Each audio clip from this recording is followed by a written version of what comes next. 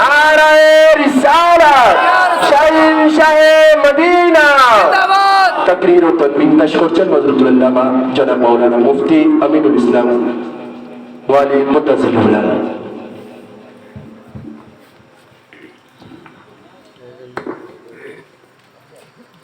السلام عليكم ورحمة الله وبركاته.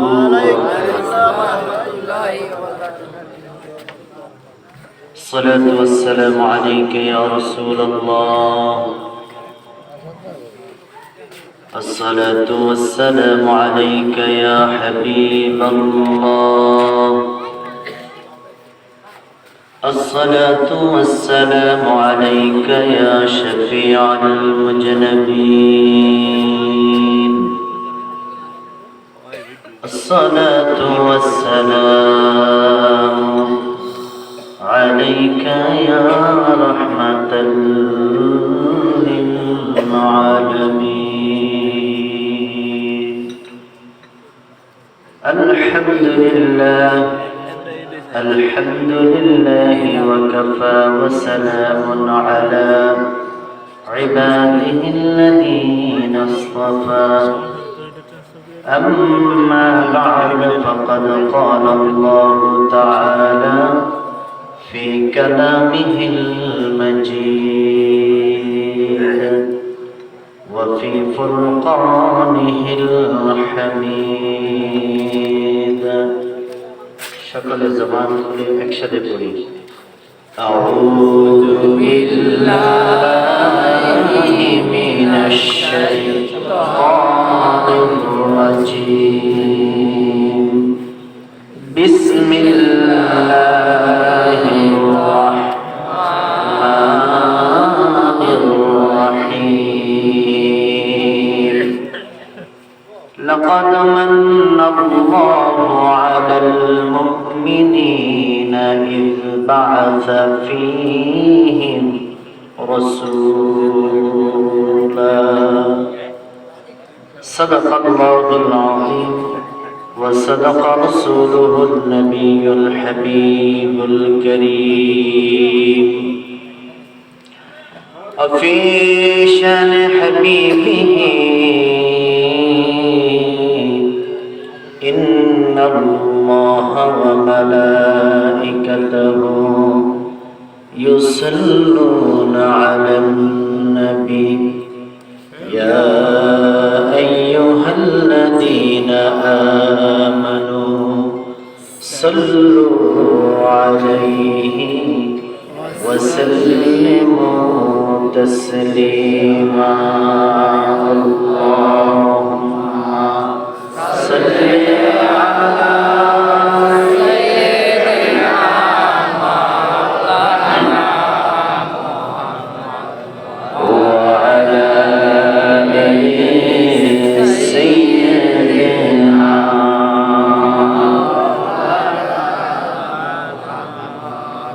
اللهم صل على سيدنا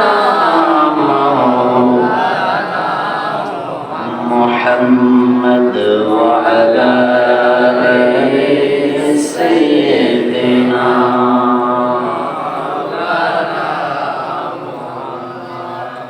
আমার মুরব্বী বাবারা, যুবক ভাইয়েরা, মাইকের আওয়াজ যতটুকু যায়, পর্দার আড়ালের মা বোনেরা, রাত্র যত গভীর হয়ে যায়,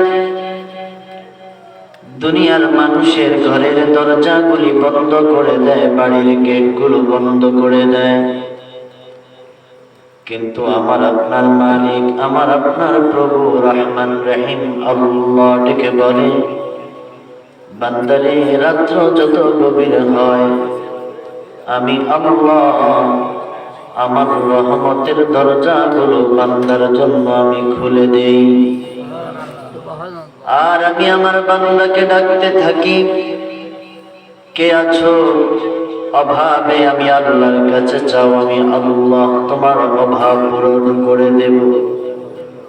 কে আছো অসুস্থ, দুনিয়ার ডাক্তারের কাছে তোমার শিফা নাই, আমি আল্লাহর কাছে রাতের গভীর অন্ধকারে দুটি চোখের পানি ছেড়ে দিয়ে আমার কাছে বলো, আমি আল্লাহ তোমার ওই অসুস্থতাটাকে আমি আল্লাহ সুস্থতা দান করে দিব। কে আছো সন্তান নাই, চোখের পানি ছেড়ে দিয়ে আমি আল্লাহর কাছে কেঁদে কেঁদে বলো, আল্লাহ আমি সন্তান চাই, আমি আল্লাহ তোমাকে সন্তান দান করে দিব। আল্লাহ পাক বলেন, রাত্র যত গভীর হয়ে যায় বান্দার সাথে আমি আল্লাহর প্রেমের সম্পর্কটাও তত গভীর হয়ে যায়।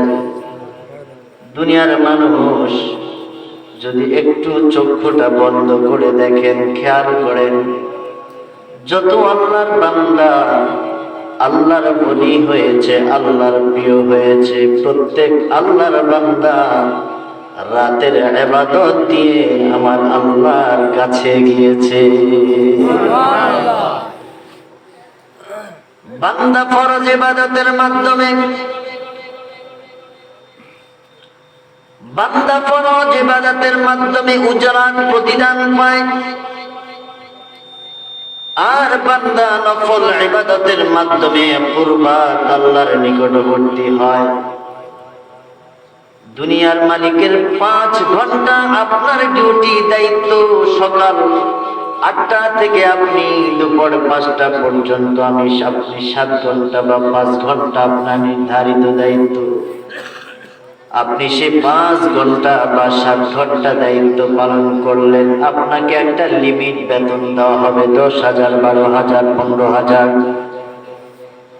এরপরে যখন আপনি মালিকের এক্সট্রা আধা ঘন্টা অতিরিক্ত কাজ করবেন, 1 ঘন্টা কাজ করবেন, মালিক একদিন দেখবে আমার কর্মচারী চাইলে 5টা বাজে চলে যেতে পারত।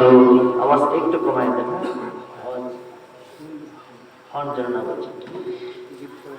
চাইলে আমার বান্দা 5টা বাজে কাজ বন্ধ করে চলে যেতে পারত।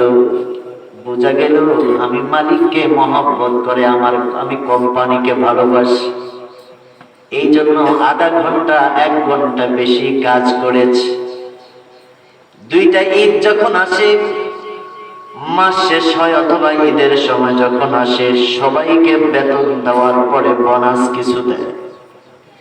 কিন্তু মালিক যেই লোকটাকে দেখলো মালিকের কাজ অতিরিক্ত বিনা প্রতিদানে কাজ করে দিয়েছে, প্রতিদিন আধা ঘন্টা 1 ঘন্টা, মালিক সবাইকে বিদায় করে দেয়। আর মালিক পার্সোনাল অফিসে ডাক দিয়া বলে, আমার ওই কর্মচারীটাকে ডাক দিয়ে বলো আমার সাথে খাস কামরায় আমার অফিসে দেখা করার জন্য। মালিক ডেকে বলে, শোনো, তুমি হতে পারে জানো না, আমি আমার সিসি ক্যামেরার মনিটরিং আমি দেখেছি, তুমি প্রতিদিন নির্ধারিত সময়ের পরে তুমি আধা ঘন্টা 1 ঘন্টা কাজ করেছো।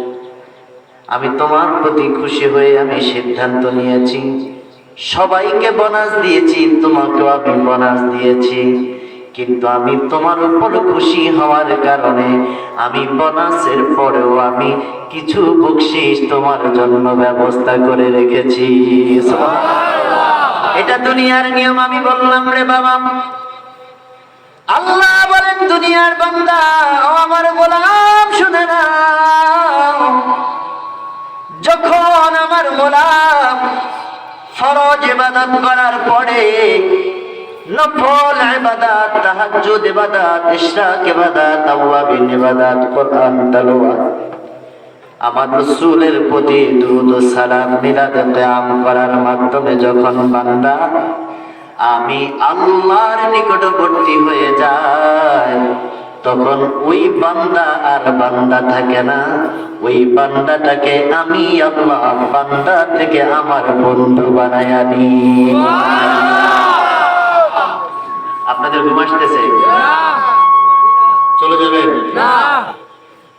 এই কথাটা কেন বললাম, যে রাত্র গভীর হচ্ছে আর আল্লাহ এক এক করে রহমতের দরজাগুলো আমার আপনার দিকে খুলে দিচ্ছেন। আর বলছে, বলো তোমার কি চাওয়া আছে। চেয়ারম্যান সাহেব ওনাকে আল্লাহ ডেকে বলছে, হে চেয়ারম্যান সাহেব, তুমি কি চাও? আল্লাহ, আমি আরো মানুষের সেবা করতে চাই, মানুষের খেদমত করতে চাই। আল্লাহ বলে, যাও, আমি তোমাকে মানুষের সেবক হিসাবে কবুল করে নিলাম। যতক্ষণ আল্লাহর পক্ষ থেকে সিদ্ধান্ত আর ফায়সালা না হবে, ততক্ষণ আপনাদের ভোট দিয়েও চেয়ারম্যান সাহেব চেয়ারম্যান হতে পারবে না। কথা বলেন, সিদ্ধান্ত কোথায়? আরো জোরে বলেন, কুলিল্লাহুম্মা মালিকাল মুলক তুতিল মুলকা মান তাশাউ ওয়া তানজিউল মুলকা মিম্মান তাশাউ ওয়া তুইজ্জু মান তাশাউ ওয়া তুযিল্লু মান তাশাউ বিয়াদিকাল খায়র ইন্নাকা আলা কুল্লি শাইইন কাদির। আল্লাহ বলেন, ইজ্জত দিই আমি, ইজ্জত নিই আমি, ক্ষমতা দিও আমি, ক্ষমতা ছিনাই আমি, বাদশা বানাই আমি, আবার সেই বাদশাকে রাস্তার ভিক্ষুক বানাই দিই আমি। ইন্নাল্লাহা আলা কুল্লি শাইইন কাদির। একমাত্র একচ্ছত্র ক্ষমতার একমাত্র মালিক যিনি, সকলে উচ্চ আওয়াজ দিয়ে বলেন, তিনি কে? আল্লাহ। ভাইরা আমার, বন্ধুরা আমার, তাহলে যারা আশিক, যারা প্রেমিক, যারা আল্লাহকে রাজি করতে চায়, তারা এখন বসে যাবে আল্লাহর মহব্বত নিয়ে জান্নাতের বাগানে। কথা বলেন ঠিক কিনা? শয়তান কিন্তু অনেক চেষ্টা করবে আপনাকে তুলে নিতে। এত রাত তুমি ওয়াশরুম বা আসন একটু ঘুমায় পড়ো, ও চেষ্টা করবে আমাকে আপনাকে তুলে নিতে।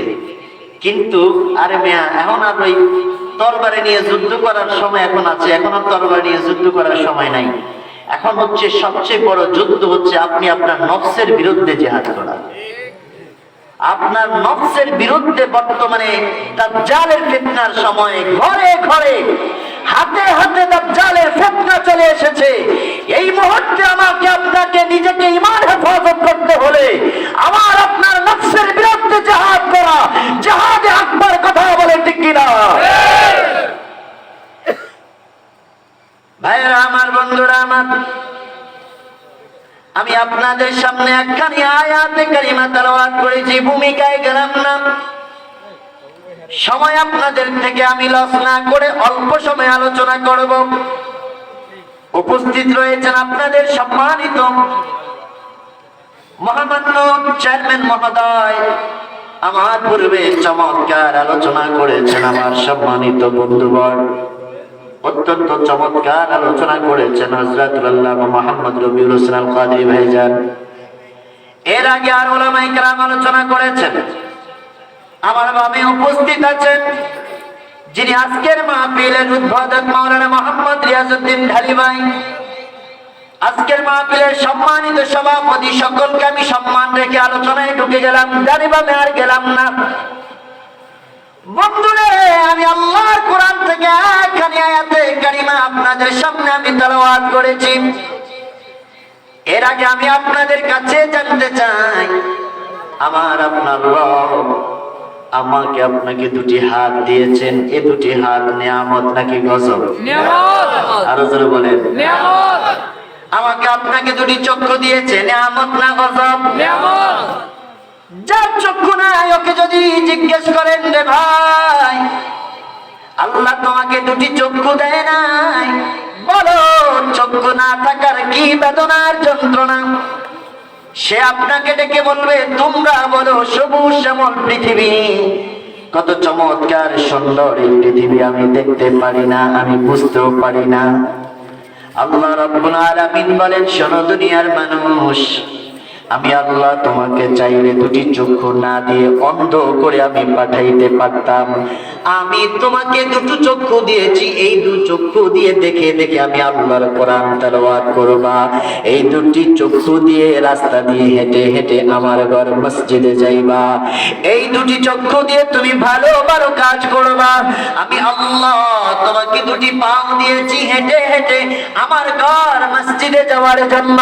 আমি তোমাকে এই জন্য পাও দি নাই, তুমি হেঁটে হেঁটে জুয়ার করে যাইবা, তুমি হেঁটে হেঁটে মদের আড্ডায় যাইবা, তুমি হেঁটে হেঁটে নারীর আড্ডায় যাইবা। আমি আল্লাহ তোমাকে এই জন্য দুটি নিয়ামত পাও দি নাই। আমি আল্লাহ এত সুন্দর দুটি চক্ষু দিয়েছি, দুটি হাত দিয়েছি, দুটি পাও দিয়েছি। এক কথায় আমি আল্লাহ লাকাদ খালাকানাল ইনসানা ফি আহসানি তাকওয়িম, আমি আল্লাহ অত্যন্ত উত্তম সুরত তোমাকে আমি দান করেছি, শ্রেষ্ঠ সুন্দর করে দান করেছি। আমি আল্লাহ তোমাকে এত সুন্দর নিয়ামত দিয়েছি। মজার ব্যাপার হলো আল্লাহ আমাকে হাত দিয়ে, পাও দিয়ে, চক্ষু দিয়ে এত সুন্দর অবয়ব গঠন করে আল্লাহ আমাকে বলে নাই তোমাদেরকে আমি বড় দয়া করেছি। আল্লাহর কোরআনের দিকে তাকায় একটা আয়াতে কারিমার দিকে খেয়াল করে দেখলাম আল্লাহ বলেন লাকাদ মান্নাল্লাহু আলাল মুমিনিন, আমি মুমিনদের জন্য বড়ই অনুগ্রহ করেছি, আমি মুমিনদের জন্য বড়ই দয়া করেছি, আমি মুমিনদের জন্য বড় ইহসান করেছি। ইব্বাতা ফীহিম রাসূলা, আমি তোমাদের মধ্য থেকে তোমাদের জন্য একজন রসুল পাঠিয়েছি। এই রসুলকে পাঠায়া আমি আল্লাহ বড় দয়া করেছি, বড় ইহসান করেছি, বড় মেহেরবানি করেছি। সুবহানাল্লাহ। আল্লাহ এত সুন্দর সৃষ্টি, এত সুন্দর নিয়ামত আমাদেরকে দিয়ে এমন কথা বলেন নাই। আল্লাহ তার হাবিবকে পাঠায়া বলছেন আমি তোমাদের জন্য বড় নিয়ামত, বড় বড় বড় দয়া করেছি। কেমন দয়া? আল্লাহ কোরআনুল কারীমের মধ্যে অন্য জায়গায় বললেন ওয়ামা আরসালনাকা ইল্লা রাহমাতাল লিল আলামিন। আল্লাহ অন্য জায়গায় বললেন আমি তোমাদের জন্য আমার হাবিবকে কুল কায়নাতের জন্য, সমস্ত আলমের জন্য কি স্বরূপ পাঠাইছি? রহমত। কি স্বরূপ? আর যারা বলেন কি পাঠাইছেন? আল্লাহ তার হাবিবকে আমাদের জন্য রহমত স্বরূপ পাঠিয়েছেন। ঘোষণাকার আল্লাহ বলেন সমস্ত আলমের জন্য। আল্লাহ সূরাতুল ফাতিহার মধ্যে বললেন আলহামদুলিল্লাহি রাব্বিল আলামিন।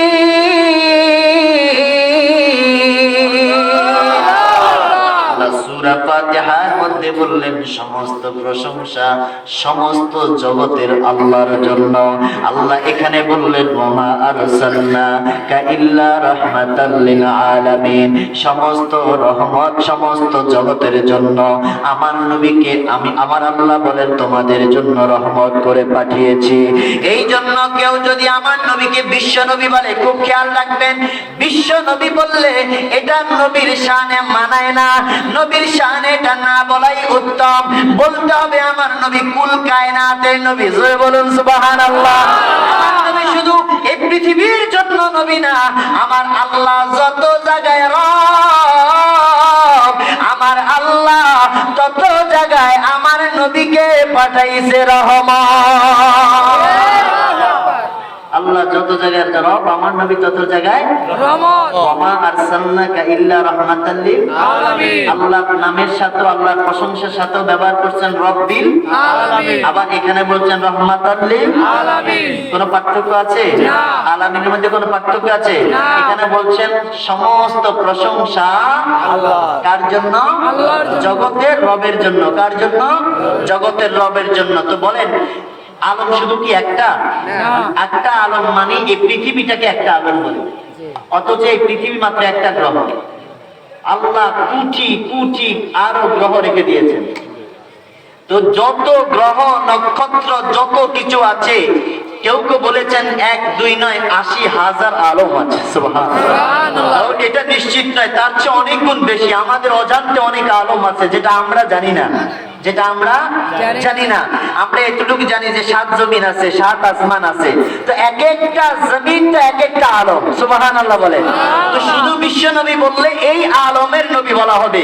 আর যদি আমার নবী দু জাহানের নবী, আমার নবী কুল কায়নাতের নবী বলি, তাহলে যত জায়গায় আমার আল্লাহ রব, তত জায়গায় আমার নবী রহমত। সুবহানাল্লাহ। তাহলে আমার আল্লাহ নবীকে রহমত করে পাঠাইছেন। এখন মজার ব্যাপার হলো ইবলিস তো তার মাথার মধ্যে ভেজাল ঢুকে গেছে। চিন্তা করলো এখানে তো একটা প্যাঁচ ধরা যায়। প্যাঁচটা হলো আল্লাহ তো কোরআনের মধ্যে বলছে আমার নবী সমস্ত জগতের জন্য রহমত। তো সমস্ত জগতের মধ্যে যত সৃষ্টি আছে সমস্ত সৃষ্টির জন্য নবী রহমত। তো আমিও তো সৃষ্টির বাহিরে না, আমি শয়তানও তো সৃষ্টির ভিতরে। কি কর ঠিক শয়তান আল্লাহর সৃষ্টি না?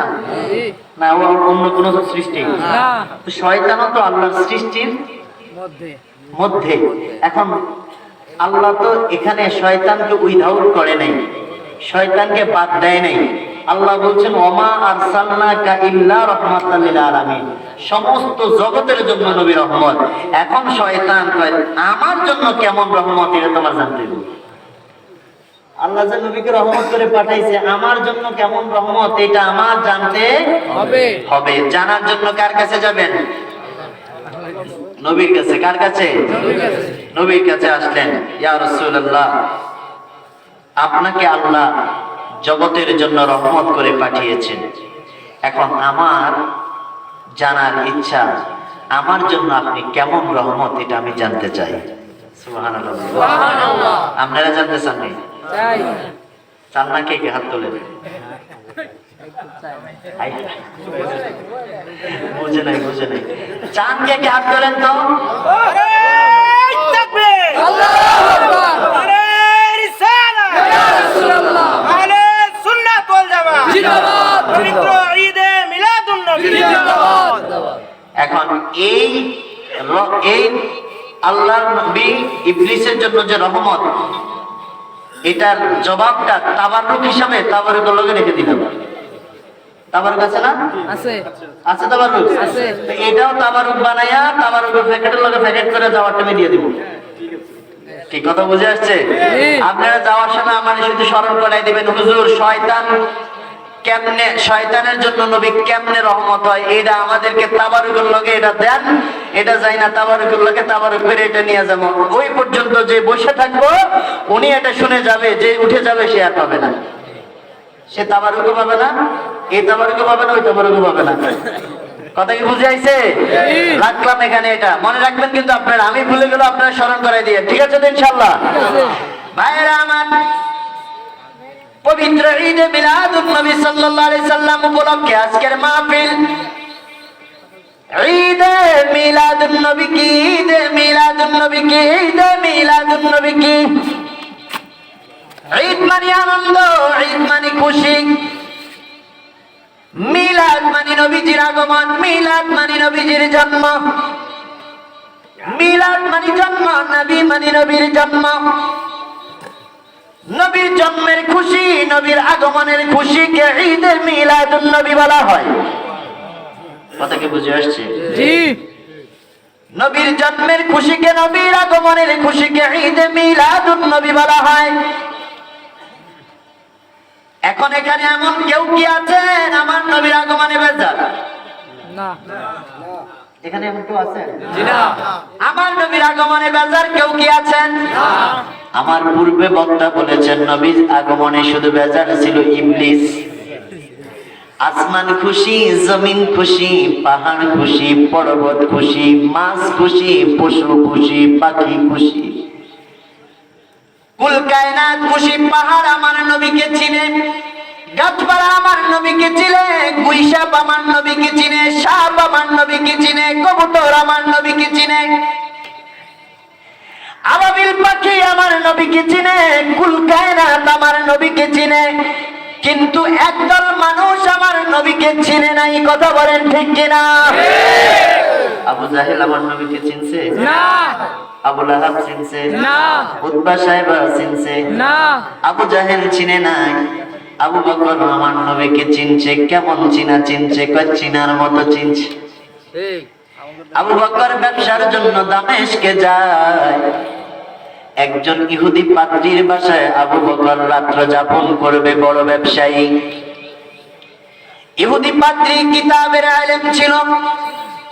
আবু বকরের চেহারার দিকে তাকায়া, গঠনের দিকে তাকায়া বলে, আমি নিশ্চিত তুমি এমন একজন ব্যক্তি, তুমি আখিরি জামানার পয়গম্বরের সাথী হইবা। সুবহানাল্লাহ এ আবু বকর, আমার মনে হয় আর দেরি নাই। ওই মক্কা শহরে একজন ব্যক্তি আগমন করবে, যার নাম হলো মুহাম্মাদুর রাসূলুল্লাহ সাল্লাল্লাহু আলাইহি ওয়াসাল্লাম। এমন একজন ব্যক্তি আগমন করবে, আমি তোমার দিকে তাকায়া দেখলাম, আমি কিতাবের আলেম, আমি ইহুদি পাদ্রী কিতাব থেকে যা বর্ণনা দেখলাম, আল্লাহর নবীর সাথীর যে সূরাত হবে, যেই গঠন হবে, যেই গুণাবলী হবে, আমি সব গঠনের গুণাবলী তুমি আবু বকরের মাঝে আমি খুঁজে পাই।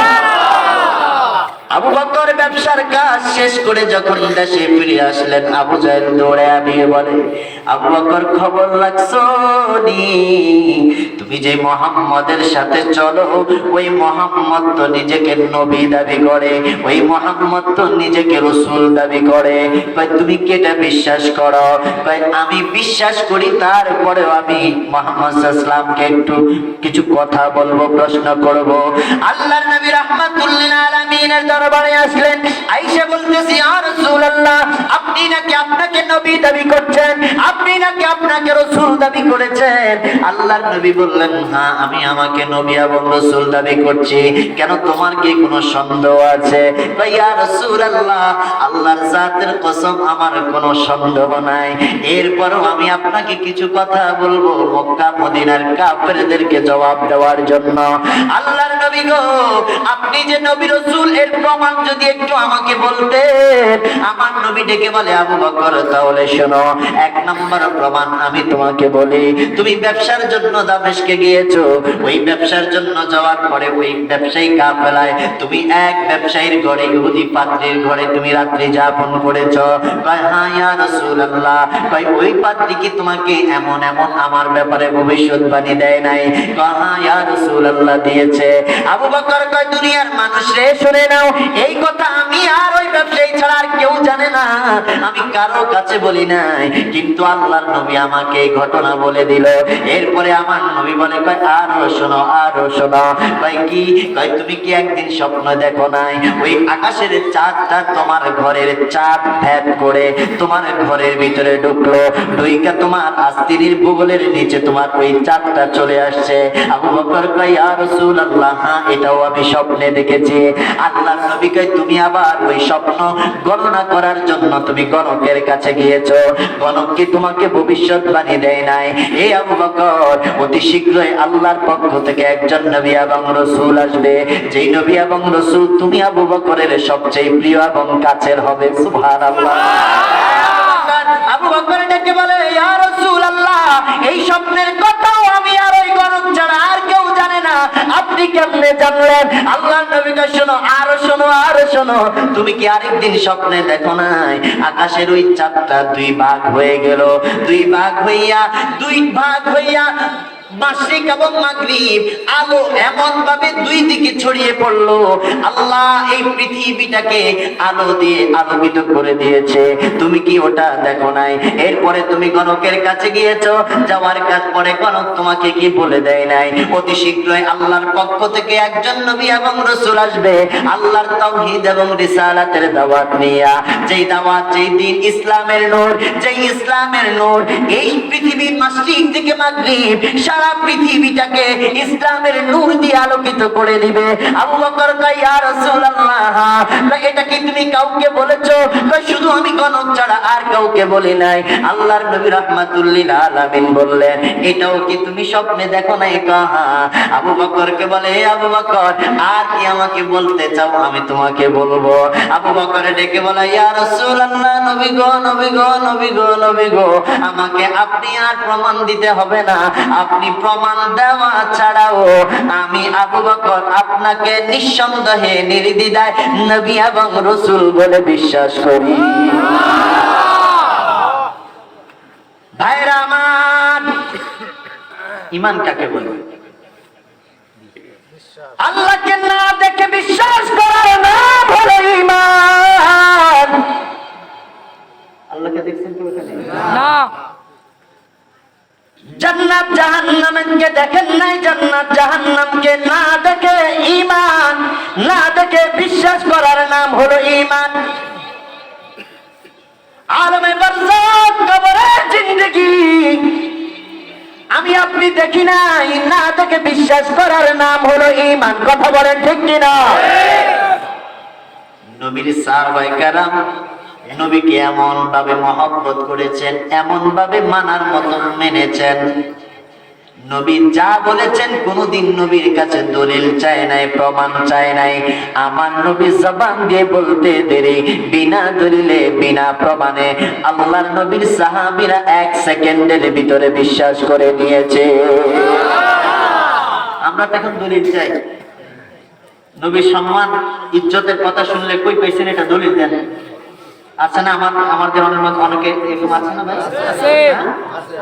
মনে রাখবেন, রাসূলকে সর্বোচ্চ ভালোবাসা যাবে সকল পদ্ধতিতে যদি সেই পদ্ধতিটা শিরিক না হয়। কি না হয়? আবার বলেন, যদি সেই পদ্ধতিটা আল্লাহর সাথে সমকক্ষ না হয়, যদি সেই পদ্ধতিটা কোনো সিজদা না হয়।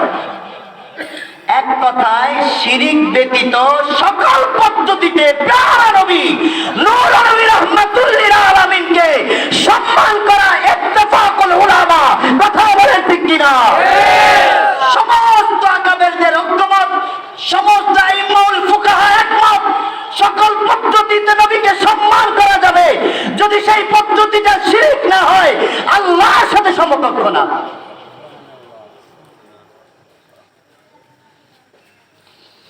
ভাইরা আমার, বন্ধুরা আমার, আপনি আমি কি সম্মান করব, কি তাজিম করব? নবীর মিলাদুন নবীর মাহফিল, এই জন্য আমার নবীর শানের কিছু আলোচনা করব। আপনাদের কি বেজার লাগবে? খারাপ লাগবে? কষ্ট লাগবে?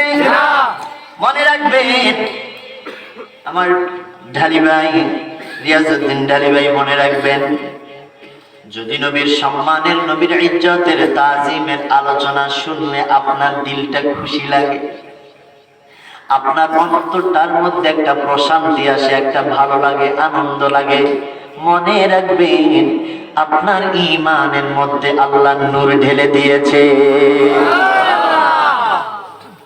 আর যদি আমার নবীর তাজিম, আমার নবীর সম্মান, আমার নবীর ইজ্জতের কথা শুনলে আমার খারাপ লাগে, তাইলে বুঝবেন আমার ঈমানের মধ্যে এখনো ভেজাল আছে, এখনো শয়তান আমার ঈমানের মধ্যে ভেজাল ঢুকায় রাখছে।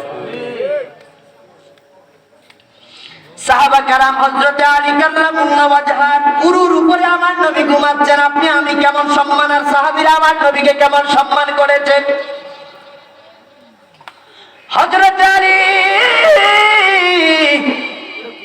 কাল্লামুল্লাহু ওয়াজহার পুরুর উপরে আমার নবী আরাম করতেছেন। আসরের নামাজ চলে গেল, আসরের নামাজ চলে গিয়ে মাগরিবের নামাজ সময় হয়ে গেল। হযরত আলী একবার চিন্তা করে আমার নবীকে জাগাবে, আবার কয় না, আমার নবীকে জাগানো যাবে না, কারণ আমি তো নামাজে পেতাম না যদি আমার নবীকে আমি না পেতাম, আমি তো কোরআন পেতাম না যদি আমার রাসূলকে আমি না পেতাম। লাউ আনজালনা হাদাল কুরআন আলা জাবালিন লারাআইতাহু খাশিআন মুতাসাদ্দিআন মিন খাশিয়াতিল্লাহ।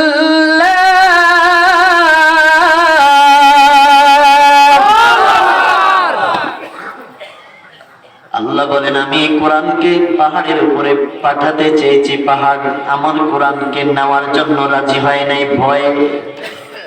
আমি সমুদ্রকে কোরআন দিতে চেয়েছি, সমুদ্রকে আল্লাহ ভয়ে, এই কোরআনের ভয়ে সমুদ্র পানিগুলো শুকায়া মরুভূমি হয়ে যাবে, কোরআন আমি নিতে পারবো না। আমার নবী কয়, এই কোরআনকে আমার কাছে দেন, আমার উম্মতের হেদায়েতের জন্য যেন এই কোরআন একটা গাইডলাইন হয়ে যায়।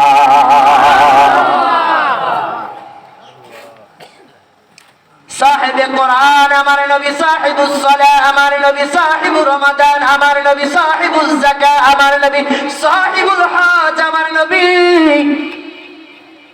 হজ কই ছিল যদি নবী না আসতো? যাকাত কই থাকতো যদি নবী না আসতো?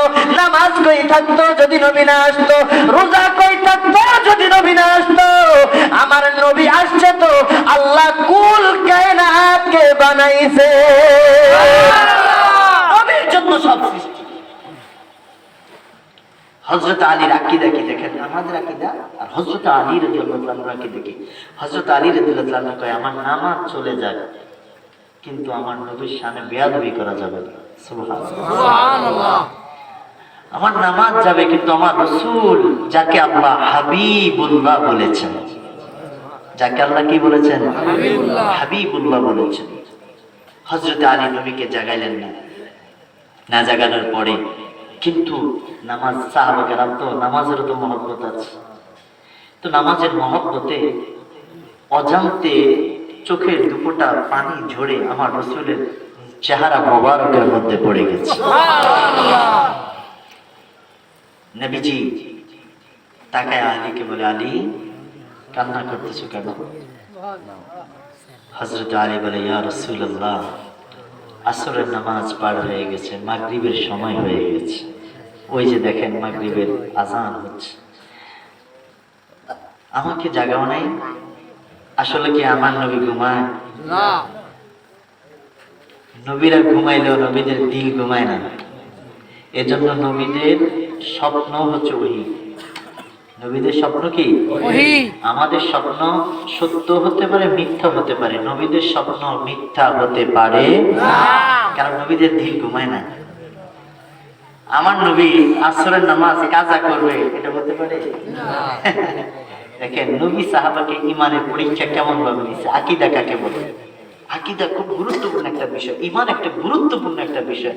ও ভার্সিটির ছেলেরা, তোমরা ভার্সিটিতে ভর্তি হও নাই, ক্লাস করেছো পুরা বছর, পরীক্ষার সময় পরীক্ষা দিলা কিন্তু অ্যাডমিশন বই করো নাই, অ্যাডমিশন নাও নাই, বলো তো পরীক্ষার রেজাল্ট যখন দিবে ওই পরীক্ষার রেজাল্টের যে লিস্ট হবে ওই লিস্টের মধ্যে কি তোমাদের নাম থাকবে? ছাত্ররা কথা বলো, নাম থাকবে? কারণ তুমি তো অ্যাডমিশনে নাও নাই, কিন্তু তুমি ক্লাসও করেছো, পরীক্ষাও দিয়েছো, পড়াশোনাও করেছো, বাট অ্যাডমিশন নাও নাই। ঈমান হলো অ্যাডমিশন, ঈমান আকীদা হলো অ্যাডমিশন।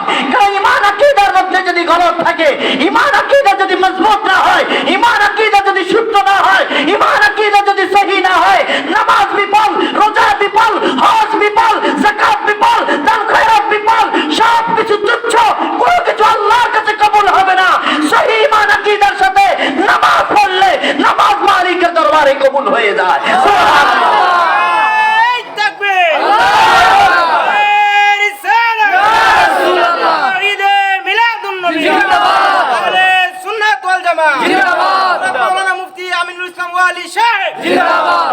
হযরত আলী বলে, ইয়া রাসূলুল্লাহ আমি প্রশ্ন করলাম, হে নামাজ তুমি তো আসতে না যদি নবী না আসতো? যিনি সৃষ্টিকুলের প্রধান আকর্ষণ, যিনি বিশ্ব সভার সভাপতি, যাকে আল্লাহ মেহমান বানিয়ে মেরাজ রজনীতে সহজীবী নিয়েছেন, ওই নবী আমার উরুর উপরে আরাম করতেছেন, আমি ওই নবীকে কিভাবে জাগাবো? কিভাবে জাগাবো? হাই হাই, আমার নবী খুশি হয়ে গেছেন। আমার নবী এই কথা বলতে পারতেন না, আগে নামাজ পরে আমি, তুই কেন জাগাইলা না? কি করলা তুমি? এটা ধমক দিতে পারতো না? আহা, আমার নবী বলে, আলী রে, ও আলী এমন তুমি কাজ করেছো, এমন আমল করেছো, আমি রাসূল তোমার প্রতি খুশি হয়ে গেলাম। আলী রে বলো না এখন তুমি কি চাও? এ আলী তুমি কি চাও? আসরের নামাজ আবার পড়বা? আলী বলে, নবী গো যদি পড়তে পারি তাহলে তো ভালোই হয়। আমার নবী আকাশের দিকে তাকায়া আঙ্গুলের ইশারা দিতে দেরি রে, ডুবন্ত সূর্য আবার আসরের নামাজের সময় হয়ে যায়। ইয়া রাসূলুল্লাহ। ইয়া রাসূলুল্লাহ। আরো জোরে বলেন ইয়া রাসূলুল্লাহ। ইয়া রাসূলুল্লাহ। আমার ভাইরা, আলী কয় দুনিয়ার মানুষরে দেখে নাও, একের ভিতর দুই, একের ভিতর পাঁচ। ছোট্ট ছেলেদের গাইড বুক 1 2 3 4 5 ক্লাসের মধ্যে গাইড বুক একের ভিতরে 5, একের ভিতরে 2। আমার নবী বলে, আলী রে, এমন একটা কাজ করেছো, একের ভিতরে তুমি 2টা পেয়ে গেছো। আমাকে মহব্বত আর ভালোবাসা দেখানোর কারণে, আমাকে চেনার কারণে, আমাকে বুঝার কারণে, আমাকে মানার কারণে তোমার ঈমানও মজবুত রইল এবং তোমার আমল আসরের সালাত আদায় হয়ে গেছে। ওরে খাইবার প্রান্তে আলীর কোলে নবী সাইয়েদেনা, আসরের নামাজ কাজা হয়ে যায়, নবীকে জাগায় না। ডুবন্ত সূর্য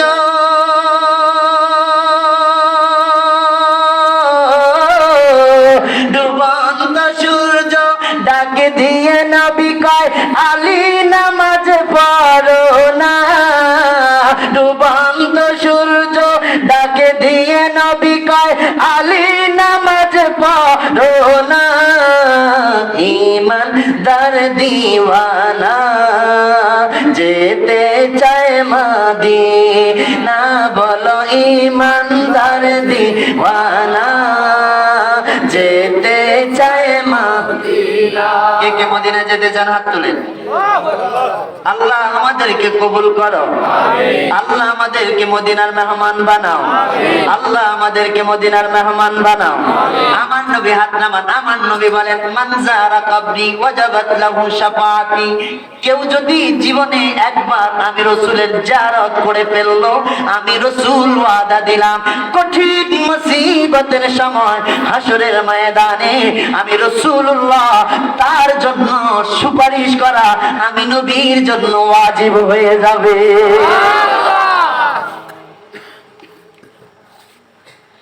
আশা কা মারা সিরাজ মুনীরা কুরআনে ঘোষণা, আকাশের চাঁদ ডাক দেয় নবীজি জমিনে আসো না।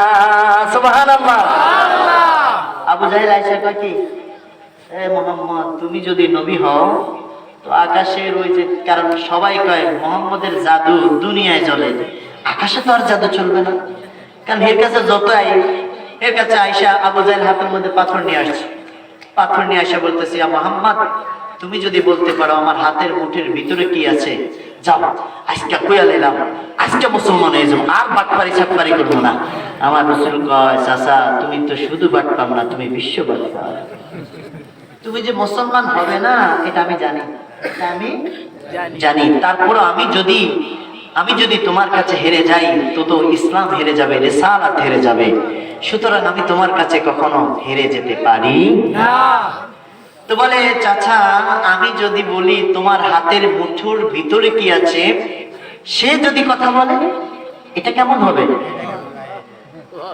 আবু জাহেল ভাই, এটা তো পাগলের প্রলাপ ছাড়া কিছু না, এটা কেমনে হয়? বুঝিনি আর কথা, আপনারা বুঝিনি আর কথা। আর বাড়ি আপনাকে হিন্দি সাতপুর, কিন্তু বেশি বাড়াবাড়ি করলে হিন্দি আটকে দিম লঞ্চ, কেমনে টাকা যান। ও পদ্মা সেতু আছে বলে দেখছ, আরে দেখছেন বড় একটা দেয়াল আইছেন পদ্মা সেতু। এতদিন পদ্মা সেতু ছিল না এই কথা কইতে পারে না, পদ্মা সেতু আছে। আমাদের মাননীয় প্রধানমন্ত্রী বর্তমান সরকারকে ধন্যবাদ জানাই, আপনাদের এই বঙ্গের মানুষের জন্য পদ্মা সেতু অনেক উপকার হয়েছে, তাই না? ওনার জন্য দোয়া করবেন। ভাইয়েরা আমার, বলছিলাম যে আবু জাহেল ও কয় এটা কি সম্ভব? আমার নবী ডেকে বলে, পাথর হাতের ভিতর থেকে তুমি জবাব দিয়ে দাও। আবু জাহেলের হাতের মুঠের ভিতর থেকে পাথর আমার নবীকে বলে, আসসালাতু والسلام عليك يا رسول الله أشهد أن لا إله إلا الله وحده لا شريك له وأشهد أن محمدا عبده ورسوله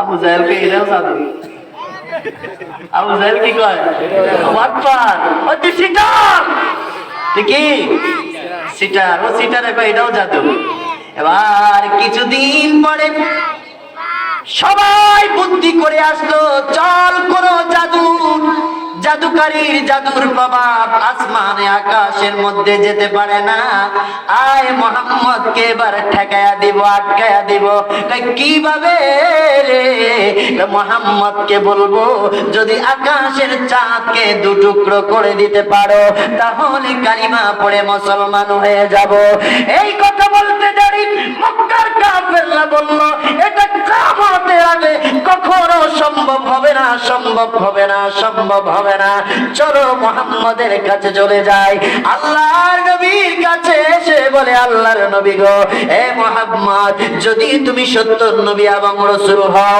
এবার তোমার কাছে চূড়ান্ত একটা প্রশ্ন আমরা রাখবো যদি তুমি সমাধান দিতে পারো মুসলমান হব চাচা বুঝাই বলে দাও কি চূড়ান্ত প্রশ্ন ওই যে আকাশের মধ্যে একটা চাঁদ দেখা যায় ওই চাঁদটাকে যদি দুই টুকরা করতে পারো আবু লাহাব উতবা সাইবা আবু জাহেল আমরা মক্কার বড় বড় নেতা যা আছি সব কালিমা পড়ে মুসলমান হয়ে যাব আমার নবী কয় সত্যি চাচা কাহা সত্যি বলছি আমার নবী কয় তাহলে চলেন এই কথা বলে একসাথ করে আমার নবী আঙ্গুলের ইশারা দিতে দেরি চাঁদ দুই টুকরা হয়ে দুইটা ভাগ হয়ে পড়ে যায়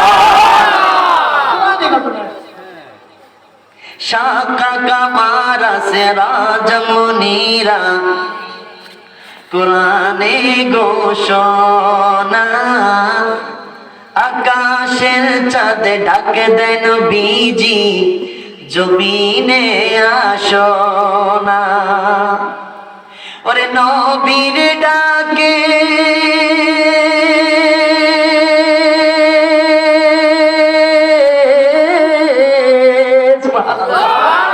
ওরে নবীর ডাকে আকাশের চাঁদ টুকরা হয় দুই খানা নবীর ডাকে আকাশের চাঁদ টুকরা হয় দুই খানা ইমান দল দিওয়ানা যেতে চায় মদিনা ইমান দল দিওয়ানা যেতে চায় মদিনা কোরআনে এত নবীজির শান মুনাফিক দেখে না কোরআনে এত নবীজির শান মুনাফিক দেখে না ইমান দল দিওয়ানা যেতে চায় মদিনা ইমান দল দিওয়ানা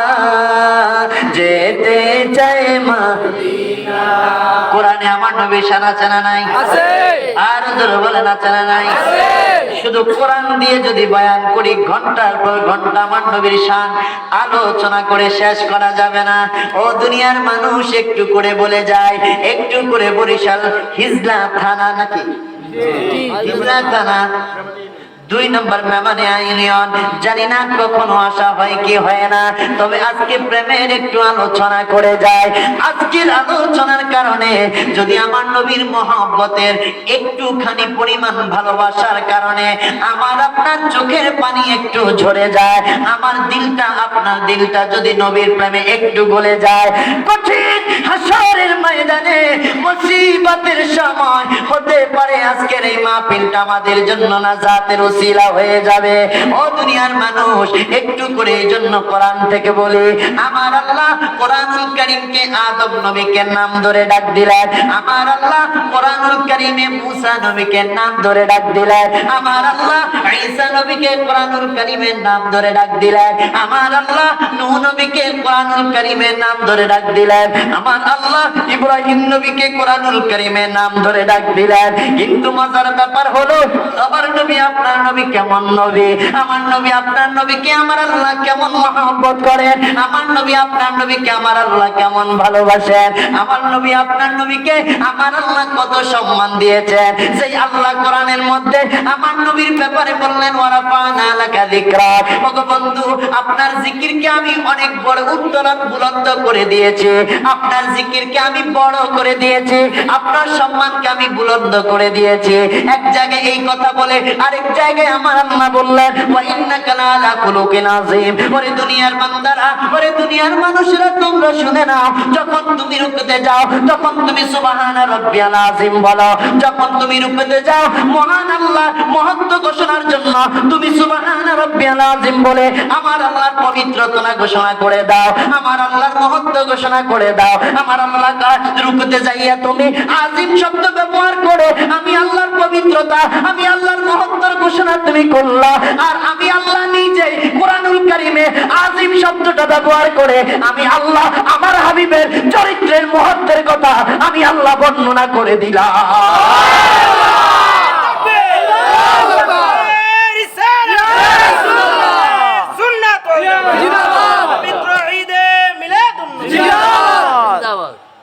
وإنك لعلى خلق عظيم।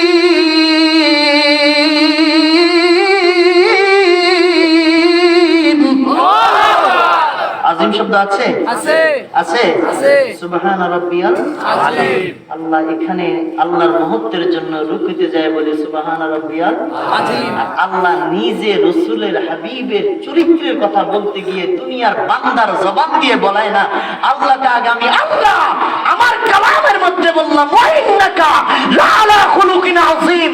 ইয়া রাসূল, হে হাবিব, আপনার চরিত্রকে আমি সুবহান করে দিয়েছি। সুবহান। তো যে আল্লাহ নবীর চরিত্রের কথা মহান বলে, সে আল্লাহ হাবিবের গুণ আপনি আলোচনা করে কতটুকু করবেন? আমার এই ক্ষুদ্র জবান দিয়ে আমি কতটুকু করবো রাসূলের প্রশংসা? বলেন। আল্লাহ আমার ইলম কতটুকু দিয়েছে? আমার পক্ষে, আপনার পক্ষে, সারা পৃথিবীর সমস্ত ওলামায়ে কেরামও যদি একসাথে হয়ে নবীর প্রশংসা করে গুণাবলী আলোচনা শেষ করা যাবে না। এবার আসেন মজার ব্যাপার হলো, আল্লাহ সকল নবীকে নাম ধরে ধরে ডাকে। আমার আল্লাহ কয়, শোনো দুনিয়ার মানুষ, তুমি তোমার আদরের সন্তানটা, ছোট্ট 9 মাসের বাচ্চা, 10 মাসের বাচ্চা, 11 কিংবা 12 মাসের বাচ্চা, 1 বছর কিংবা 1.5 বছরের বাচ্চা, ওই বাচ্চাকে তুমি নাম ধরে ডাকো না। ওই বাচ্চাকে তুমি একবার বলো আব্বু, আবার বলো বাবা, আবার বলো কলিজা, আবার বলো ময়না, আবার বলো টিয়া। মনের আনন্দে তুমি কত মহব্বত কইরা তোমার সন্তানটাকে ডাকো। আমার ঘরেও আল্লাহ একটা সন্তান আমাকে দান করেছেন। আজকে আমি সকাল বাসা থেকে বের হয়ে আসার পরে মাত্র 9 মাস বয়স। বিশ্বাস করেন এতটা মহব্বত বাবাকে করে, আমিও এতটা মহব্বত করি। এই বাচ্চাটা আজকে আসার পর থেকে ঠিক মতো খায় না, শুধু কান্না করে, শুধু কান্না করে। এই জন্য আমি ভয়ে দূরের মাহফিল নিতে চাই না, কারণ এই মাহফিল আজকে সারাদিন, কালকে সারাদিন চলে যাবে। সন্তানটাকে সারাদিন আমি দেখতে পাবো না, এই সন্তানটা আমাকে ছাড়া থাকতে চায় না। এই সন্তানটাকে মহব্বত করে আমি বলি, কখনো কলিজা বলি, কখনো বাবা বলি, কখনো আব্বু বলি। নাম ধরে যদি ডাকি একবার, আমি আব্বু, কলিজা, ময়না, টিয়া বলে ডাকি 10 বার। আমার আল্লাহ কয়, দুনিয়ার মানুষ রে শুনে নাও, আমি আল্লাহ কোরআনুল কারীমের মধ্যে সকল নবীদের নাম ধরে ডাকে, কিন্তু আমি আল্লাহ আমার হাবিবকে এত মহব্বত করি, আমি আল্লাহ আমার হাবিবকে এত ভালোবাসি, আমি আল্লাহ আমার হাবিবকে এক জায়গায় ডাক দিই ইয়াসিন,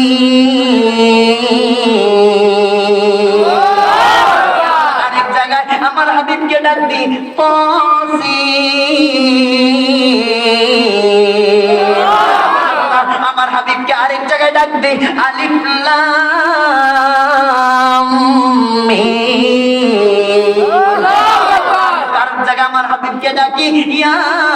আইয়ুহার রাসূল, আমি আল্লাহ আমার হাবিবকে ডাকি ইয়া আইয়ুহান নবী, আমি আল্লাহ আমার হাবিবকে আরেক জায়গায় ডাকি ইয়া আইয়ুহাল মুজাম্মিল, আমি আল্লাহ আরেক জায়গায় আমার হাবিবকে ডাকি ইয়া আইয়ুহাল মুদাথথির। হায় হায় হায় হায়, একটা জায়গায় ইয়া মুহাম্মদ করে ডাকে না, ইয়া মুহাম্মদ বলে একটা জায়গায় ডাকে না, প্রত্যেকটা জায়গায় আমার আল্লাহ আমার হাবিবকে এক জায়গায় ডাকে হে কম্বলওয়ালা নবী, আরেক জায়গায় ডাকে হে চাদরওয়ালা নবী, আরেক জায়গায় ডাকে হে গায়বের সংবাদ দেনে ওয়ালা নবী, আরেক জায়গায় ডাকে হে আল্লাহর হে রাসূল, এক জায়গায় এক এক রকম ভাবে, আরেক জায়গায় ইয়াসিন, আরেক জায়গায় তোয়াসিন। আপনাকে আমি এক একবার এক এক নাম দিয়ে ডাকতে আমার মহব্বত আর ভালোবাসা লাগে। সুবহানাল্লাহ, আরো জোরে বলেন সুবহানাল্লাহ। আমার ভাইয়েরা, নজরুল ইসলাম কাসিমি সাহেব নাম শুনছেন? নাম শুনছেন? অনেকে শুনেন, অনেকে শুনছেন না? নজরুল ইসলাম কাসিমি সাহেব কওমি একজন ভালো আলেম, একজন ভালো আলেম। আমি ব্যক্তিগতভাবে ওনাকে পছন্দ করি। কেন পছন্দ করি জানেন? আল্লাহ রসুল বলছে তুমি যদি কাউকে ভালোবাসো সেই ভালোবাসাটা যেন আল্লাহ এবং রসুলের জন্য হয়, এবং কারো বিরোধিতা যদি করো, শত্রুতাও যদি করো, সেই শত্রুতাটা যেন হয় আল্লাহ এবং রসুলের জন্য, তোমার ব্যক্তি স্বার্থের জন্য যেন না হয়, আল্লাহ রসুলের জন্য যেন হয়। তো আমি ওনাকে আল্লাহ রসুলের জন্য ভালোবাসি। কেন ভালোবাসি জানেন? উনি এত চমৎকার ভাবে রসুলের শান বয়ান করে আমার এই দিলে লেগে যায়। উনি একটা মজার কথা একটা বয়ানে বলে, কয় আল্লাহ প্রতিটা সৃষ্টিকে আল্লাহর ইচ্ছায় বানাইছে, মানে আল্লাহ যেমন চাইছে তেমন বানাইছে। আমারে আল্লাহ চাইছে কালা বানাইতে, গাব গাছের মতো আমারে কালায় বানাইছে, এটা আল্লাহর ইচ্ছা ছিল। আমার ইচ্ছা যদি হইতো আমি আল্লাহর কাছে আল্লাহ আমার একদম নায়কের মতো সুন্দর করে দেন। আমাকে যুবকরা জান না, নায়ক যদি চুল এমনি কাটে ওরা এমনি কাটে, ওই কি রাত মোরগ কাটি করে, মোরগ কাটি, আবার রাতা কাটি, আবার ব্রাজিলের কি জানি কি কি কি কি কি কি নেইমার, নেইমার আর্জেন্টিনা, আবার মেসি, আরে হেরা মেসি যেমনি চুল কাটবে হেরা এমনি কাটবে। হ্যাঁ, ব্রাজিলের নেইমার যেমনি চুল কাটবে হেরা এমনি কাটবে, যেমনি বলবো পোশাক এমনি পড়বো। দেখছেন অবস্থা? অথচ আল্লাহ রসুল বলেন as-সাহাবী কান-নুজুম, এক একজন সাহাবী হচ্ছে স্টার, আর ওরা কয় না আমাদের কাছে মেসি স্টার, আমাদের কাছে শাকিব খান স্টার, আমাদের কাছে সাকিবুল হাসান স্টার, আমাদের কাছে রোনালদো স্টার। আর আল্লাহ রসুল কয় যে না, তোমাদের কাছে আমার একজন সাহাবী স্টার। সুবহানাল্লাহ, রাসূল বলেন সুবহানাল্লাহ। একজনও যদি আমার একজন সাহাবীকেও যদি তোমরা ইক্তেদা করো, অনুসরণ করো, তো তোমাদের তাকদীরে হেদায়েত পেয়ে যাবে। তাহলে আমরা স্টার বলবো সাহাবীদেরকে, আর আমরা স্টার কই সাকিবুল হাসানকে, সাকিব খানকে। কথা কি ঠিক? এটা কি উচিত? না। এটা কি উচিত? না। তোমরা তাদের বলছিলাম নজরুল ইসলাম কাছে, উনি বলছে আমাদের সবাইকে বানাইছে আল্লাহর ইচ্ছায়। কার ইচ্ছায়? আল্লাহর ইচ্ছায়। কিন্তু আল্লাহ উনি বলতেছেন মজা করে, চমৎকার করে কয় আল্লাহ তার হাবিবকে বানাইছেন হাবিবের ইচ্ছায়। সুবহানাল্লাহ। আমরা আরো আস্তে করে সুবহানাল্লাহ। আমি ওনার কথাটা নকল করতেছি, কওমি একজন আলেম, ওনার কথা আমি নকল করতেছি যে আল্লাহ আমাদেরকে বানাইছেন আল্লাহর ইচ্ছায়। আমার কি দুইটা হাত দিলে ভালো হবে? আল্লাহ যেটা ভালো মনে করছেন সেটা করছেন।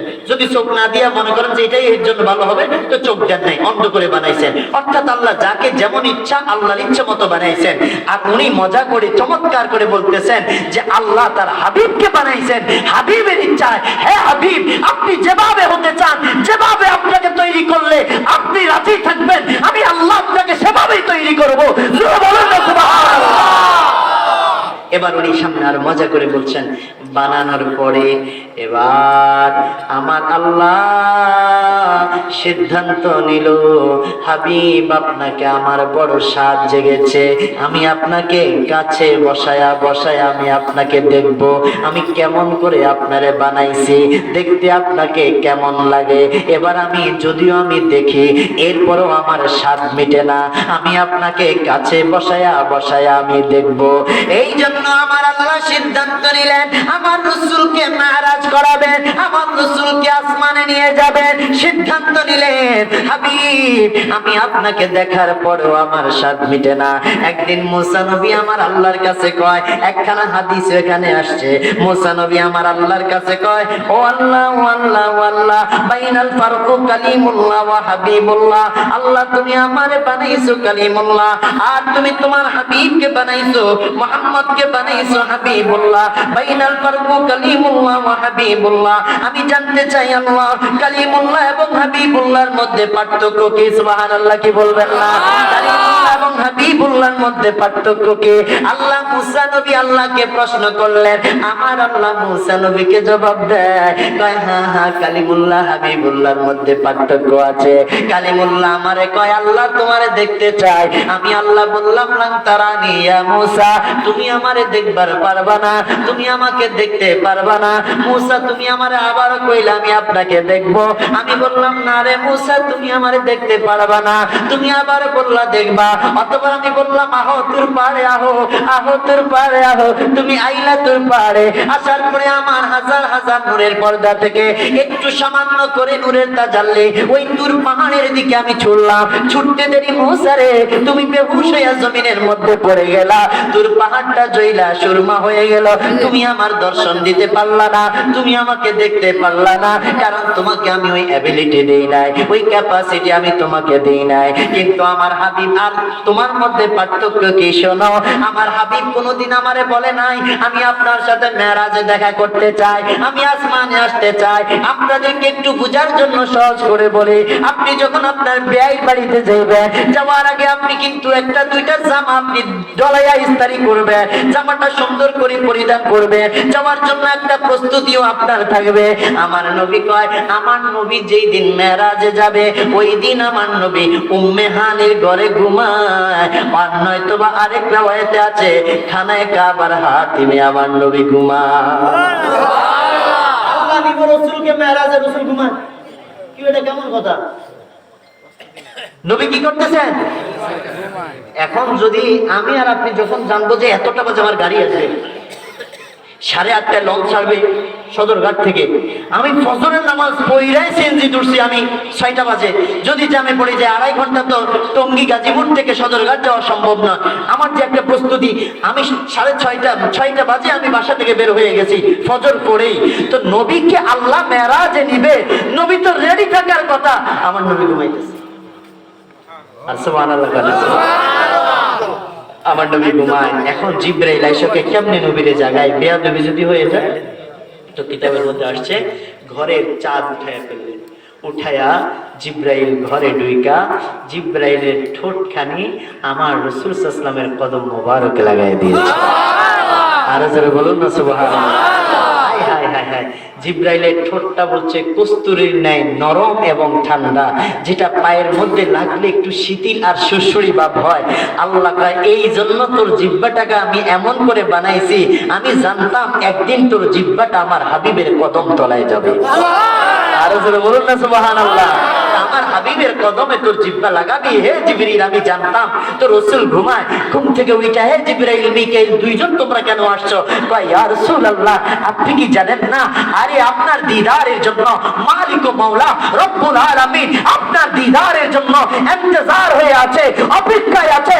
আপনার জন্য হাজার হাজার রহমতের ফেরেশতারা আপনাকে ওয়েলকাম দেওয়ার জন্য, অভিনন্দন দেওয়ার জন্য কাতারে কাতারে দাঁড়িয়ে আছে। শুধু কেবল তাই নয়, এক একজন এক একটা আসমানে এক একজন নবীকে আপনাকে ইস্তিকবাল দেওয়ার জন্য, সংবর্ধনা দেওয়ার জন্য আল্লাহ তৈরি করে রেখেছে।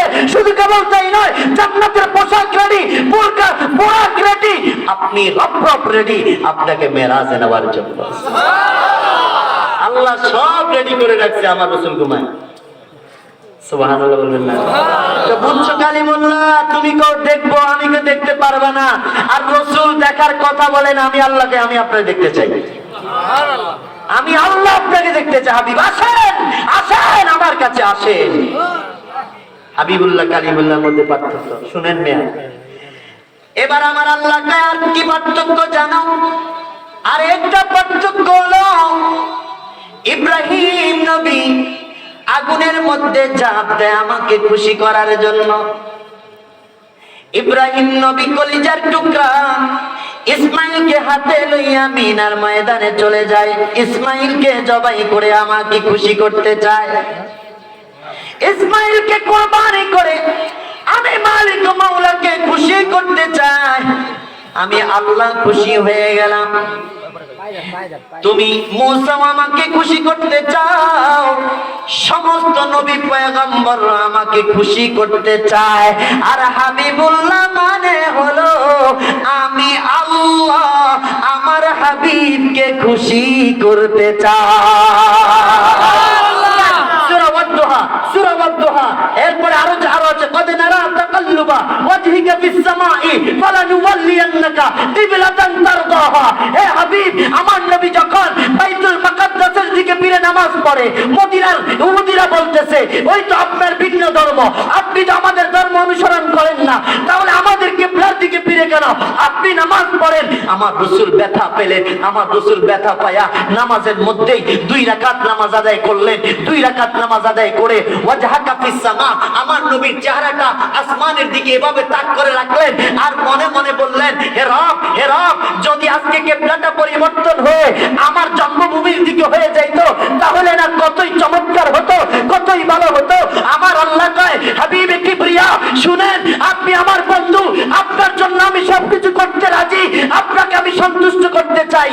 কিবলাতান তারদাহা, যারা আলিম ওলামা তারা বুঝবেন, আপনার আল্লাহ বলেন নাই আপনি পূর্ব দিকে ফিরেন, আল্লাহ বলেন নাই আপনি বাইতুল খানায় কাবার দিকে ফিরেন, আল্লাহ বলেন নাই আপনি এদিকে ফিরেন ওই দিকে ফিরেন।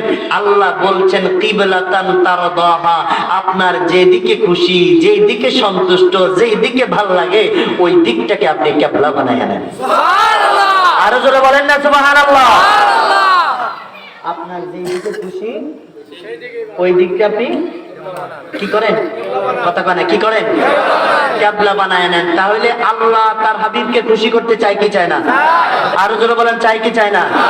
এরপরে আল্লাহ সূরা বালাদের মধ্যে বলতেছে, লা উকসিমু বিহাদাল বালাদ ওয়া আনতা হিল্লুম বিহাদাল বালাদ। আল্লাহ কয়, বন্ধু আমি এই শহরের কসম নিতাম না, আমি এই শহরের কসম ধরতাম না, আমি এই শহরের কসম নিয়েছি একমাত্র কারণ হলো ওয়া আনতা হিল্লুম বিহাদাল বালাদ, এই শহর হলো আপনি রাসূলের শহর। আমি এই শহরের কসম নিতাম না, এই শহরে আপনি জন্মগ্রহণ করার কারণে, আপনার কদম পড়ার কারণে এই শহরের মর্যাদা বেড়ে গেছে। এই শহর ছিল মক্কা আর এই শহর হয়ে গেছে আপনার কারণে মক্কা। জোরে বলুন না সুবহানাল্লাহ। আল্লাযী বিবাক্কাতা মুবারাকান, বলছে এই শহর কোরআনে ছিল বাক্কা, আপনি রাসূলের নাম মুহাম্মদ, মিম দ্বারা আমি বানায় নিলাম মক্কা। আপনি রাসূলের নাম মুহাম্মদ, মদিনা ছিল ইয়াসরিব, আপনার হাবিবের মিম দ্বারা আমি ওই ইয়াসরিবকে বানায় নিলাম মদিনা। সুবহানাল্লাহ।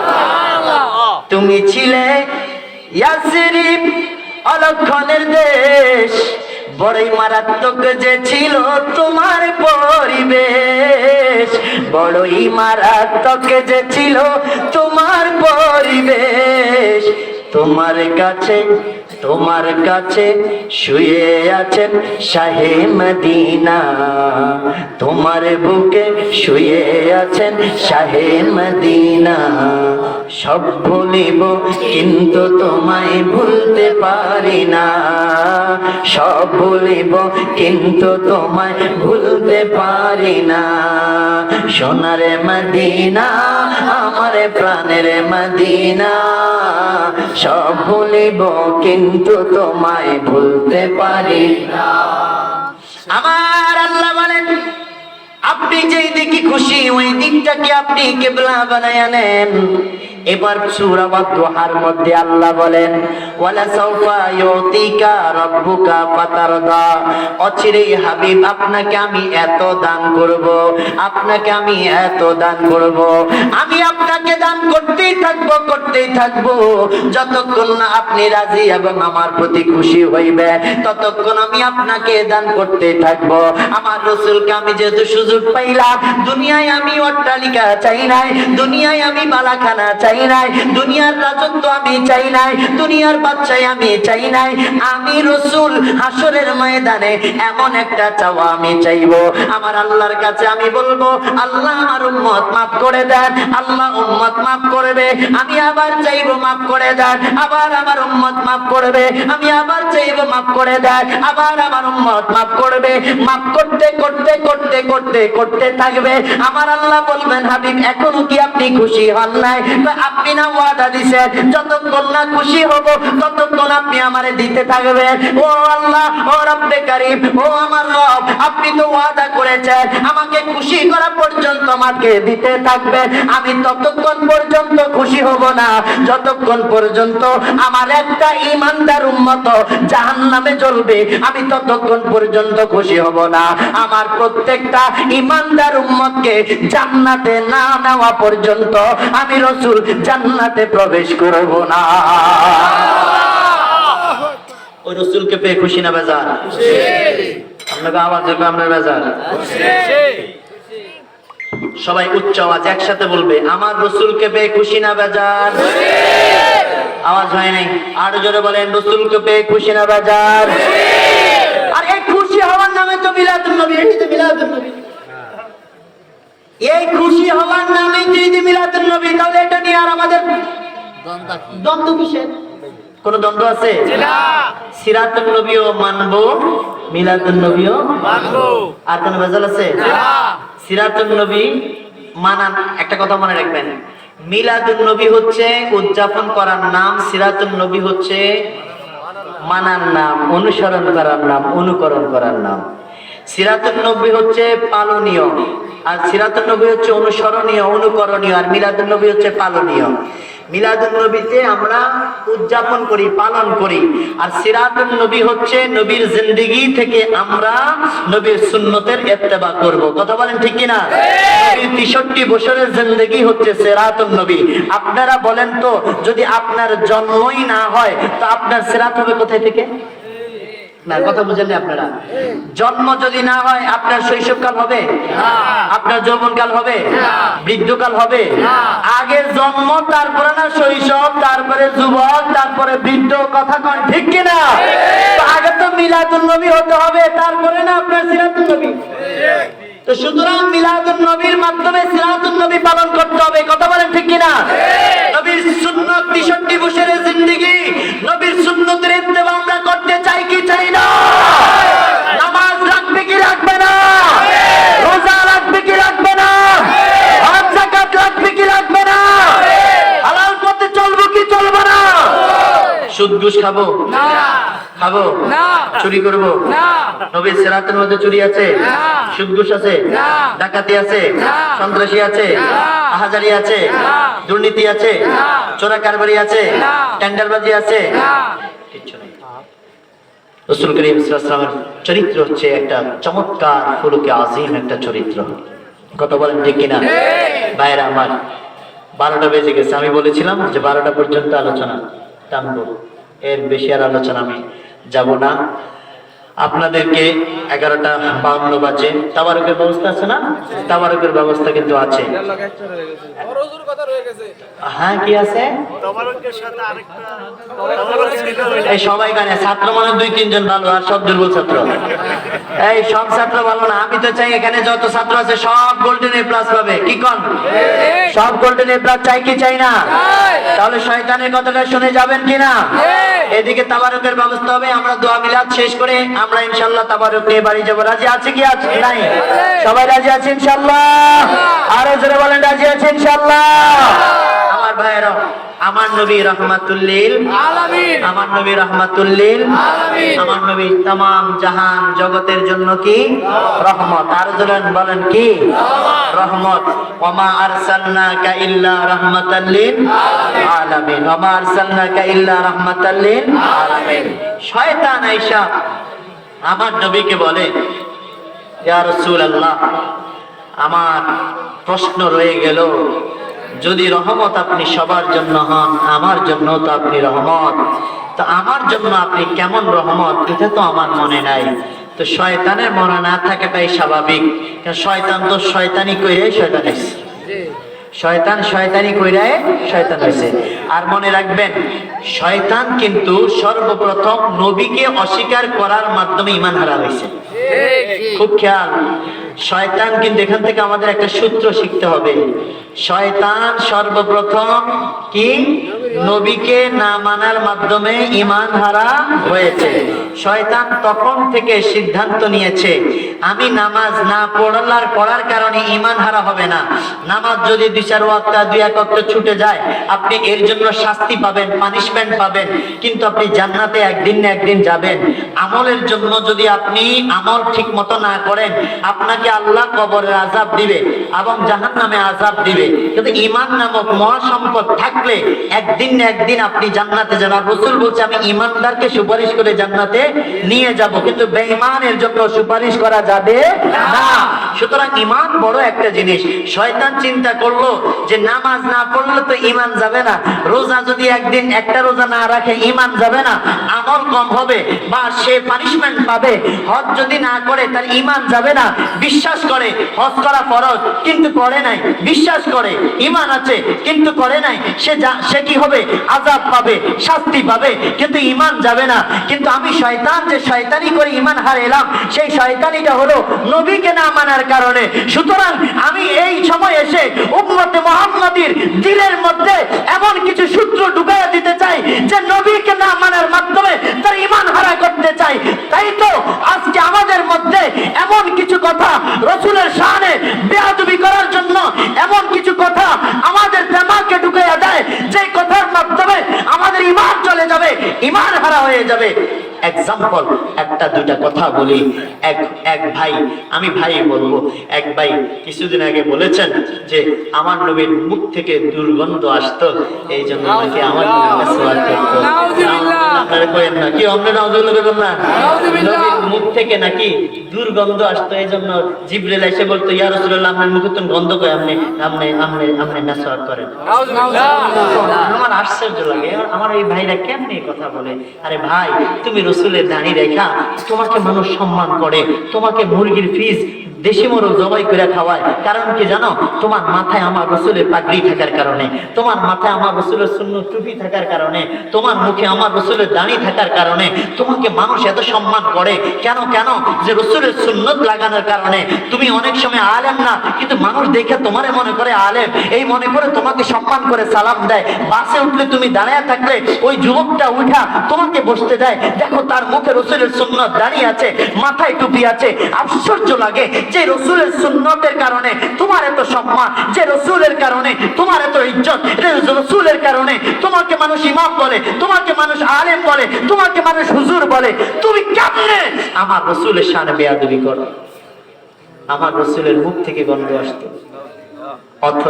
অথচ মা আমেনা যখন রাস্তা দিয়ে বের হতেন, তো আমার মা আমেনার শরীরে ঘ্রাণ সুঘ্রাণে মনে যেন ঝড় বয়ে যেত। সুবহানাল্লাহ। মা আমেনা চলে যেতেন, ওই রাস্তা দিয়ে এখনো সুঘ্রাণ হচ্ছে। এখন মক্কার কাফেররা এসে আব্দুল মুত্তালিবকে বলে, হে আব্দুল মুত্তালিব, আপনি আমাদের লিডার, আপনি আমাদের নেতা, অথচ আপনি কি জানেন না আপনার পুত্রবধূ সুগন্ধি ব্যবহার করে রাস্তায় বের হয়, অথচ সে বিধবা, তার স্বামী নাই। আর বিধবা নারীর জন্য সুগন্ধি ব্যবহার করা নিষেধ। এমনিও স্বামী ছাড়া মহিলারা অন্যকে আকৃষ্ট করার জন্য সুগন্ধি ব্যবহার করা স্পষ্টভাবে হারাম। সুতরাং আপনার পুত্রবধূ সুগন্ধি লাগায় রাস্তা দিয়া যায়, এটা তো আপনার ইজ্জত চলে যাচ্ছে, আপনি কিছু বলবেন না? এই কথা আব্দুল মুত্তালিব শুনে শোনার পরে দৌড়ে বাসায় এসে আমেনা, ও মা আমেনা, কি গো মা, তুমি কি সুগন্ধি ব্যবহার করে রাস্তায় বের হচ্ছ, যেটা মক্কার আমাকে সমস্ত মানুষগুলো আমার কাছে নালিশ দিল, বিচার দিল? মা আমেনা বলে, বাবা কই তো না, আমি তো কখনো কোনো সুগন্ধি ব্যবহার করি না। কোথায় থেকে গন্ধ আসে? এই গন্ধ আমার পেট থেকে আসে। আর জোরে বলেন না সুবহানাল্লাহ। কেন কেন কেন কেন? এই পেটের মধ্যে যে আমি রহমাতুল আলামিনকে ধারণ করেছি। আল্লাহু আকবার, কি বলবেন না? আমেনা ডেকে বলে, ও আব্দুল মুত্তালিব, ও আমার বাবা, তাহলে আপনি আরো শুনেন, আমি একটু থুতু আপনার সামনে পালাই, আমার থুতু থেকে পর্যন্ত মেশক আম্বরের গান আসছে। আরো জোরে বলেন সুবহানাল্লাহ। কিভাবে আমার এই ভাইদের কথা আমার মাথায় আসে না আপনাদের বিবেকের কাছে? আমি এই প্রথম থেকে এই পর্যন্ত ওয়াজে বলেন, আমার কোন ভাইকে আমি একটু গালি দিছি? গালি দিছি? কোন তুচ্ছ তাচ্ছিল্য করে কথা বলছি? কাউকে কোনো আঘাত দিয়ে কথা বলছি? আমি আমার কথা বলবো, আপনার ভালো লাগলে আপনি এখানে নিবেন, ভালো না লাগলে আপনি ফালাইয়া দিবেন। কারণ আল্লাহ এবং আল্লাহ রাসূলের সামনে হাসরের ময়দানে আপনাকেও দাঁড়াতে হবে, আমাকেও দাঁড়াতে হবে। কথা বলেন ঠিক কিনা? সবাইকে দাঁড়াতে হবে। আমি আমার কথাগুলো বলছি, খবরদার কেউ কাউকে গালি দিয়েন না, কেউ কাউকে তুচ্ছ করে কথা বলবেন না, কেউ কাউকে আঘাত দিয়ে কথা বলবেন না। হতে পারে সে বোঝে না, হতে পারে সে ভুলের মধ্যে আছে। আমার আল্লাহ চাইলে একদিন না একদিন তাকে তো হেদায়েত করতে পারে, পারে না? সুতরাং আমি যে কথাটি বলছি, আমার আরেক ভাই বললেন যে আমার রাসূল নাকি পাহাড় থেকে ঝাঁপ দিয়ে আত্মহত্যা করতে চেয়েছিলেন। আমার আরেক ভাই এই কথা বলছে, অথচ আত্মহত্যা করা কি? আরো জোরে বলেন, আত্মহত্যা করা কি? মহাপাপ। অথচ আমার রাসূল নাকি বলে আত্মহত্যা করতে চেয়েছিলেন। দেখেন আমার ভাইদের কথা। আমার আরেক ভাইরা বলল যে তোমরা কেন রওজা মোবারক না, তোমরা কেন এই কবরের মধ্যে যাও? এই মোহাম্মদ নবী তো কবরের মধ্যে পচে গলে মাটির সাথে মিশে গেছে, তার তো অস্তিত্ব নাই, সে তো নিজের কল্যাণ নিজে করতে পারে না, সে আবার অন্যের কল্যাণ কি করবে? তোমরা কেন রওজা মোবারকে যাও? অথচ আমার এই ভাইয়েরা ইবনে মাজাহ, তিরমিজি শরীফ সহ সিয়াসিত্তার অনেকগুলো হাদিসের কিতাবে হাদিসটা আসছে, আনা আউয়ালুন নাসি খুরুজান ইযা বুইতু ওয়া আনা কাঈদুহুম ইযা ওয়াফাদু ওয়া আনা খাতীবুহুম ইযা আনসাতু ওয়া আনা মুস্তাশফিউহুম ইযা হুবিতু ওয়া আনা মুবাশশিরুহুম ইযা আইসু আল কারামাতু ওয়াল মাফাতিহু ইয়াওমা ইযিন বিয়াদি ওয়া লিওয়াইল হামদু ইয়াওমা ইযিন বিয়াদি। জোরে কি বলবেন না সুবহানাল্লাহ? রাসূল বলে, শোনো, হাসরের ময়দানে সর্বপ্রথম আল্লাহ আমার রওজা থেকে আমাকে জান্নাতি পোশাকটা পরাইয়া দুলহা বানাইয়া আগে আমাকে হাসরের ময়দানে উঠাবে। সুবহানাল্লাহ। अपने मौला का प्यारा हमारा नबी, दोनों आलम का दुल्हा हमारा नबी। सुभान আমার নবী এই দুনিয়া দুলহা, পরকালে দুলহা। আমার নবী কয় আমারে দুলহা করে উঠাবে। উঠানোর পরে আমার নবী বলে, নেতা কতজন দুনিয়ার নেতা থায়? আওয়ামী লীগের একজন, বিএনপির একজন, জাতীয় পার্টির একজন, এক এক দলের মধ্যে আবার কত পাতি নেতা, বড় নেতা, ছোট নেতা, মাঝ্যা নেতা, আর সাজ্জা নেতা, নেতার কোনো অভাব নাই। হাসরের ময়দানে আদম নবী থেকে শুরু করে ঈসা নবী পর্যন্ত যত নবী পয়গম্বর, যত মানুষ আছে, যত জিন আছে, সৃষ্টির মধ্যে সকলের নেতা একজন হবে। আমার নবী বলে ওই নেতা আর কেউ নয়, আনা কাঈদুহুম ইযা ওয়াফাদু, ওই নেতা শুধু আমি হব। আর হাসরের ময়দানে নেতৃত্ব দিব আমি রাসূলুল্লাহ। এখানেই শুধু শেষ না, এরপরে আমার নবী বলেন আল্লাহ পাহাড় রূপ ধারণ করবে, ভয়ঙ্কর এক অবস্থা হাসরের ময়দানে, কেউ কথা বলবে না, সবাই ভয়ে থরথর করে কাঁপবে। আমার নবী বলেন কে কথা বলবে আজকে, কে খুতবা দিবে, কে সর্বপ্রথম বক্তৃতা দিবে? কেউ তো ভয়ে কথা বলে না। আমার নবী বলেন ওয়া আনা খাতিবুহুম ইযা আনসাতু, সবাই যখন চুপ থাকবে, কেউ কথা বলবে না, আমি রাসূল ওই সময় সর্বপ্রথম আল্লাহর সামনে হাসরের ময়দানে সবার সামনে আমি খুতবা দিব। এই খুশি না বেজার? আরো আস্তে কোন খুশি না বেজার? সামনে সামনে খুশির কথা আরো আছে। আমার নবী বলেন ওয়া আনা মুস্তাশফিউহু ইযা কুবিতু, যখন আদম নবীর কাছে যাইব, ও আদম নবী আপনি তো আমাদের পিতা, একটু সুপারিশ করেন না। আদম নবী বলবে না না না, আমার পক্ষে সম্ভব না, আজকে আমি ভয় পাচ্ছি, আমি তো জান্নাতের মধ্যে একটা ভুল করে আমি দুনিয়ার মধ্যে চলে গেছি, আল্লাহ নাকি আজকে আমার উপর রাগ হয়ে আছে, এই জন্য আমিও এই ভয়ে আছি। মুসা নবীর কাছে যাবে, মুসা নবী বলবে আমিও পারবো না। ঈসা নবীর কাছে যাবে, আমিও পারবো না। ইব্রাহিম নবীর কাছে যাবে, আমিও পারবো না। সকলে মিলে পাঠিয়ে দিবে আমার নবীর কাছে। আমার নবী বলে শোনো উম্মত, হাসরের ময়দানে সুপারিশ করার জন্য আজকে সর্বপ্রথম আমি রাসূলুল্লাহ আল্লাহর আরশ আজিমের ডান পাশে, আল্লাহর আরশের ডান পাশে আমি সিজদায় পড়ে সর্বপ্রথম আমি আমার উম্মতের জন্য সুপারিশ করব। আর আমার আল্লাহ বলবে এরপর হাসান, হে হাবিব আপনি আপনার মাথা উঠান, আজকে আপনি কাঁদার জন্য, কান্না করার জন্য আমি হাসরের ময়দান বানাই নাই, আমি আজকে বানাইছি ফাতাহাজ্জাব বিহি নাফিলাতাল্লাহ আসা আইয়াবআসাকা রাব্বুকা মাকামাম মাহমুদা। আজকে আমি আপনাকে প্রশংসার কুরসি, প্রশংসার চেয়ারটা বানাইয়া ওই চেয়ারে বসার জন্য আমি আল্লাহ আজকে আসরের ময়দানটা আমি সাজাইলাম। আর নবী চেয়ারে বসবে না, এভাবে চেয়ারটার মধ্যে হাত দিয়ে বলবে আল্লাহ। আল্লাহ বলবে চেয়ারে হাত দিয়ে আছেন কেন? হাত দিয়ে আছি এই জন্য, চেয়ারে হাত দিয়ে আমি বুঝাইলাম এই চেয়ারের মালিক আমি, কিন্তু আমি চেয়ারে বসবো না, কারণ আমি যদি চেয়ারে বসি আমার উম্মতকে ফুলসিরাতের পার থেকে কে বাঁচাবে? আমার উম্মতকে হাউজে কাউসারের পানি কে পান করাবে? আমার উম্মতকে মিজানের পাল্লা থেকে কে বাঁচাবে?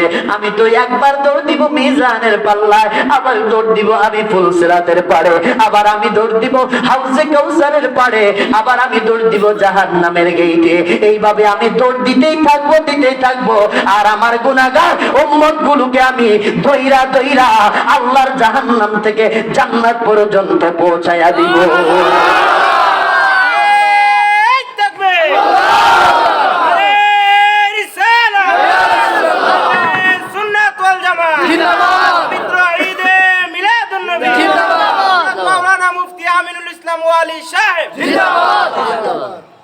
আলোচনা শেষ করেও শেষ হয় না। নবীর প্রেমের আলোচনা করলে বলছি না রাত যাবে শেষ হবে না। আপনাদের কি অন্তরে একটু ভালো লাগে? সত্যি করে করেন, একটু হাত দিয়ে বলেন তো ভালো লাগে? সত্যি ভালো লাগে? যার ভালো লাগে না এখনই তওবা করেন, কারো করে না জানে মনে মনে তওবা করেন, আল্লাহ আমার ইমানের মধ্যে ঝামেলা আছে, একটু ইস্তেগফার করে এখনই ক্ষমা চেয়ে নেন। আর যার কাছে ভালো লাগে 3 বার কোন আলহামদুলিল্লাহ, আলহামদুলিল্লাহ, আলহামদুলিল্লাহ, আলহামদুলিল্লাহ, আলহামদুলিল্লাহ। ঈমান বড় সম্পদ, কথা বলেন ঠিক কিনা? শেষ করে দিই আল্লাহ 12টা বেজে 12টা 6 বেজে আর আমি সে কাজ কামাচ্ছি তো। আর আজকে যদি সব শোনায় যায় তো আপনারা তো আমার দাওয়াত দিবেন না।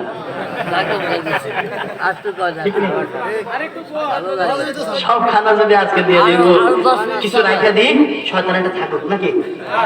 এই আবার দাওয়াত দিলে না, আবার আমু আপনাকে ইলিশ মাছ খাওয়াইছে, মেঘনার ইলিশ মাছ, এটা কি আমি ঢাকা পাবো? কত ওরা আবার কয় এটা নাকি ইন্ডিয়া জায়গা বলে, এটা ঢাকা যায় না। তো কোন এটা কেমনে ভাই দাওয়াত দিলে না এই মেঘনার ইলিশ মাছ খাইতে পারবো, নাহলে আমি কেমনে খাবো? তো আমার ভাই জি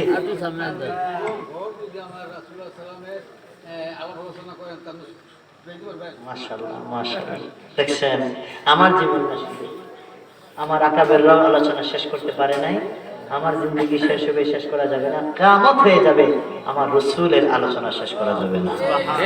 কথা বলেন, কারণ আল্লাহ বলছেন আমার জিকির যেখানে, আমার রাসূলের জিকির আমি রাখছি সেখানে। সুবহানাল্লাহ। আজানে আল্লাহর নামের সাথে রাসূলের নাম আছে কিনা? আছে কিনা? জান্নাতের পাতায় পাতায় লতায় লতায় নবীর নাম, আর সে আল্লাহর নামের সাথে আমার নবীর নামের মনোগ্রাম, নবীর নামের মনোগ্রাম। সুবহানাল্লাহ। আদম নবীকে যখন জান্নাত থেকে বের করে দিয়েছে, বের করে দেওয়ার পরে আদম ওই 360 বছর কাঁদছে, গুনাহ মাফ পায় না। শেষ পর্যন্ত কি করছেন? শেষ পর্যন্ত হঠাৎ করে মনে হয়েছে, রে আমি তো আরশ আজিমে আল্লাহর নামের সাথে একটা নাম দেখছি, আমি তো জান্নাতের পাতায় পাতায়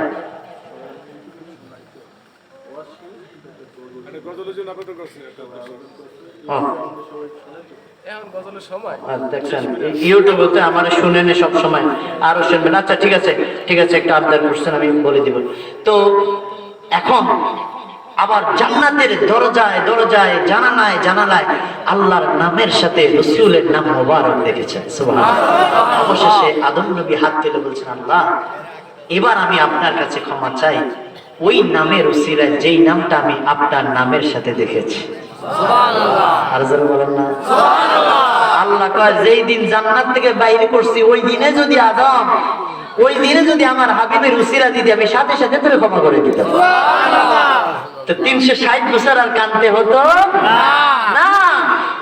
জান্নাতেরই পাতায় পাতায় লতায় লতায় নবীর নাম, আর সে আল্লাহর নামের সাথে নূর নবীজির মনোগ্রাম, দয়াল নবীর মনোগ্রাম। আল্লাহ কোরআনে পাঠালেন নবীকে চিনাতে, আল্লাহ হাসরে সাজাবেন নবীর শানে বোঝাতে। আর বলেন না সুবহানাল্লাহ।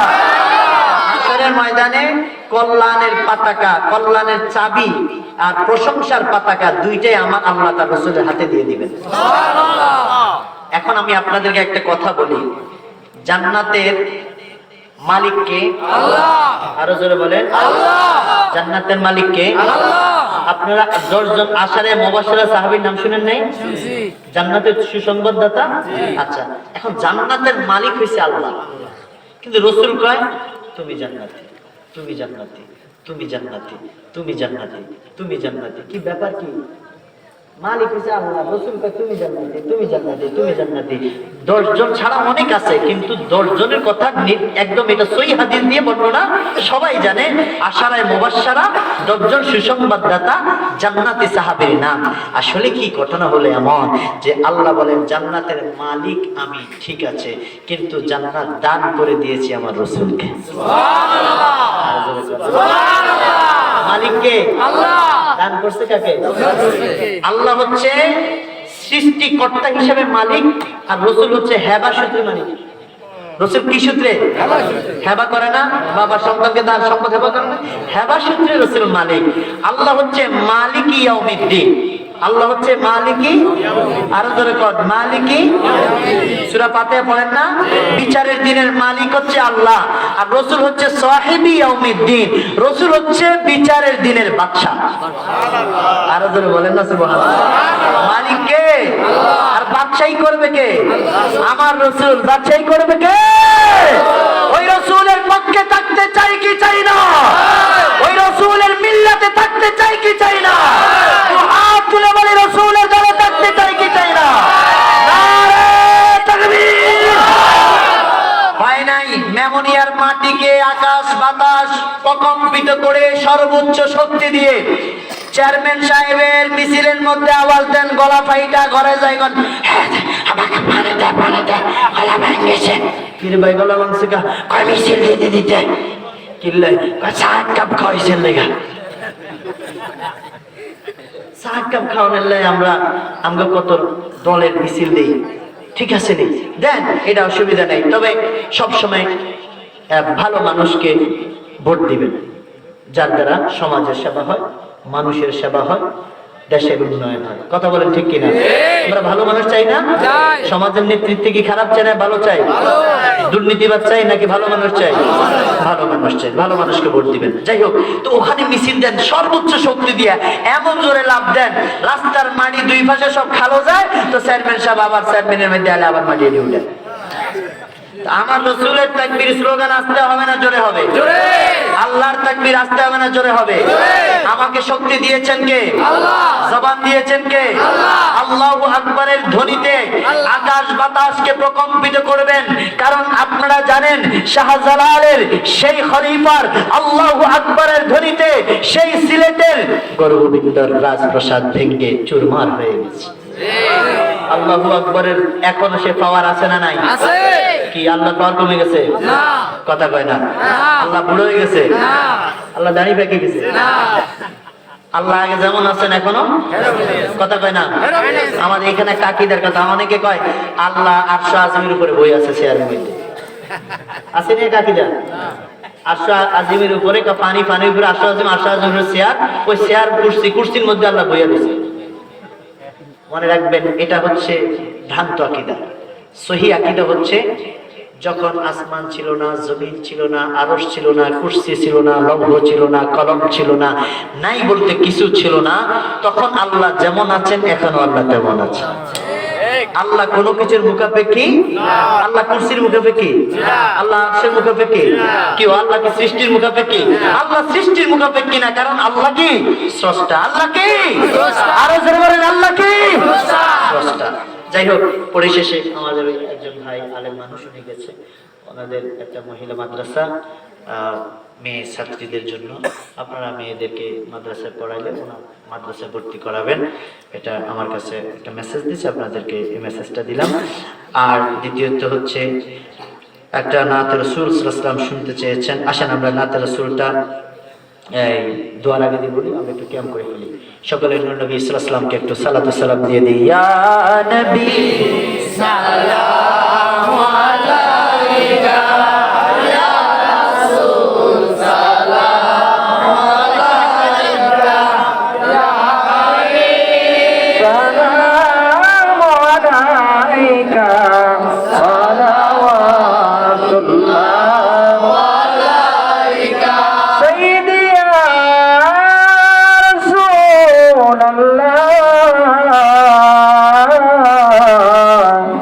मेरे आका या हबीब अल्लाह, रबिउल अव्वल মহিনায় নবী আসিলেন এ ধরায় নামিয়া, উম্মত রে এতিম বানায়া, উম্মত রে এতিম বানায়া নবী ঘুমালেন সোনার মদিনায়। ইয়া নবী সালামু আলাইকা, ইয়া রাসূল সালামু আলাইকা, ইয়া হাবিব সালামু আলাইকা, সালাওয়াতুল্লাহ আলাইকা। উম্মতি উম্মতি लब पे जारी रहा नाज़े बुरदारी उम्मत पे लाखो सलाम, मुस्तफा जाने रहमत पे लाखो सलाम, शमाए बज़ में हिदायत पे लाखो सलाम। या इलाही सदक़े मिलाद रसूल सलामी आज जाना हकूल, मदीने के चाँद हजारों सलाम, मदीने के चाँद लाखों सलाम, मदीने के चाँद करोड़ों सलाम, मदीने के चाँद बेहुदो सलाम। बलगल उला बितमाम कशफत दुजा बिजमालिही हसनत जमीउ खसानिही सल्लल्लाहु अलैहि व आलिहि। আরেকটি বিষয় একটু স্পষ্ট করে দিই, যেহেতু আবার কবর হায়াত থাকলে দেখা হবে, না হলে নাই। এখানে আমরা দু একজন ভাই কিয়ামের সময় বসেছিলাম, সবকে দাঁড়াইছি, দু একজন বসেছিলাম। আমি আপনাদেরকে বিনীতভাবে অনুরোধ করছি, এটা নিয়ে বিতর্ক যাবেন না। আপনারা এখানে দাঁড়াইলে কোনো অপরাধ হতো না, এখানে দাঁড়াইলে কোনো সমস্যা ছিল না। আচ্ছা বলেন তো, আল্লাহর জিকির কি দাঁড়াইয়ে করা যাবে না? হাঁটতে হাঁটতে করা যাবে না? বসে বসে, শুয়ে শুয়ে যাবে না? আপনি কাজ করতেছেন, আল্লাহ আল্লাহ আল্লাহ আল্লাহ আল্লাহ, আপনি শুইলেন তাসবিহ নিয়ে, আল্লাহ আল্লাহ আল্লাহ, আপনি হাঁটতেছেন, আল্লাহ আল্লাহ আল্লাহ আল্লাহ, জিকির করা যাবে কি যাবে না? তো আল্লাহর জিকির যেভাবে দাঁড়ায়া করা যাবে, বসে বসা করা যাবে, শুয়ে করা যাবে, অনুরূপভাবে রাসূল করিম সাল্লাল্লাহু আলাইহি ওয়াসাল্লামের দুরূদ সালাম দাঁড়ায়া, বসে, শুয়ে, সর্ব অবস্থায় পাক পবিত্র অবস্থায় করা যাবে কি যাবে না? এখন এক শ্রেণীর মানুষ আছে যে কিছু মানুষকে উল্টা বোঝায় যে আমরা নবীকে হাজির নাজির, মানে এখানে নবী এখানে এখানে উপস্থিত হয়ে গেছে, এটা মনে করে আমরা দাঁড়াই। এই একটা ভুল ব্যাখ্যা মানুষকে দেয়। আমরা কখন এটা মনে করি না, আমরা রাসূলকে সম্মান করে দাঁড়াই। কি করে দাঁড়াই? সম্মান। এখন প্রশ্ন হচ্ছে যে হুজুর আবার বলবে আমরা তো রাসূলকে এখানে দেখি না। আচ্ছা বলেন, মক্কা শরীফ কি, কাবা শরীফ কি এখানে না ৬০০০ মাইল দূরে? কাবা শরীফ এখানে না ৬০০০ মাইল দূরে? দূরে না? ৬০০০ মাইল দূরে। কিন্তু আমরা কি করি? কাবা শরীফের দিকে ফিরে প্রস্রাব করি না, কাবা শরীফের দিকে ফিরে বাথরুম করি না, শুধু ফিরে না, পিছ দিয়েও করি না। কারণ পশ্চিমে কি কেবলা, পশ্চিমে কি কেবলা, এবং কি থুতু নিক্ষেপ করি না। দেখবেন মসজিদের জানালা পশ্চিম দিকে নাই, কারণ আমাদের অজান্তে হঠাৎ করে থুতু আমরা মারতে পারি। এজন্য এটা কাবলা অর্থাৎ কাবা শরীফের আদব নয়, বেয়াদবি হবে। এই জন্য পশ্চিম দিকে জানালা পর্যন্ত রাখে না, যেন কেবলার দিকে ফিরে আমাদের থুতু নিক্ষেপ করা না হয়। তো যদি ৬০০০ মাইল দূরে খানায় কাবা, সেই কাবা আমাদের চোখের সামনে না, ৬০০০ মাইল দূরে যদি আমরা খানায় কাবাকে সম্মান করতে পারি, তাহলে আমার রাসূল যদিও মদিনায় মুনাওয়ারায় আছেন, আমার রাসূলকে কি আমরা এখান থেকে দাঁড়ায় সম্মান করতে পারি না? আরো জোরে বলেন, পারি না? আমার দেশের সংসদ ভবনের মধ্যে ১ মিনিট নীরবতা দাঁড়ায়া শহীদদের স্মরণে ১ মিনিট নীরবতা দাঁড়ায়া সম্মান করে না? কথা বলেন, করে না? তো ওখানে তো কোনো বাধা নাই। তো এখানে আর সালাম দেওয়ার আদব হলো, আল্লাহ কোরআনুল কারীমের মধ্যে কি বলছে? সল্লু আলাইহি ওয়া সাল্লিমু তাসলিমা। দুরুদ পড়ার কথা বলছে, সালামও দেওয়ার কথা বলছে। দুরুদ পড়ার কথা বলছে, সালামও দেওয়ার কথা বলছে। তো সালাম দেওয়া আল্লাহ কি বলছেন? ওয়া সাল্লিমু তাসলিমান, আই তাযীমান, আই তাকরীমান। সালাম দাও সম্মানের সাথে। তো আমার মনে হয় সালাম সম্মানের সাথে দাঁড়াইয়ে দেওয়ার সম্মান, না বসে দেওয়া? আমার মনে হয় দাঁড়াইয়ে সালাম দেওয়া কি সম্মান। তবে এরপরও যদি মনে করেন আপনার দাঁড়াইতে ইচ্ছে করে না, তবে এতটুকু বলি, যদি দেখেন ৫০ জন মানুষ এখানে আছে, ৪০ জন মানুষ দাঁড়ায় গেছে, এই মানুষগুলোর সম্মানে এই সমাজ রক্ষার্থে আপনি ১০ জন দাঁড়ায় যান, কিন্তু এটা গুনাহ হবে না 100%। কেউ যদি এটা গুনাহ প্রমাণ করতে পারে, তাহলে সেই দিন থেকে আমি কিয়াম করব না। কথা বুঝছেন? সেই দিন থেকে আমি আর কিয়াম করব না। গুনাহ হবে না, সব হোক আর না হোক, পরে দেখলাম, কিন্তু গুনাহ হবে না, এটা 100%।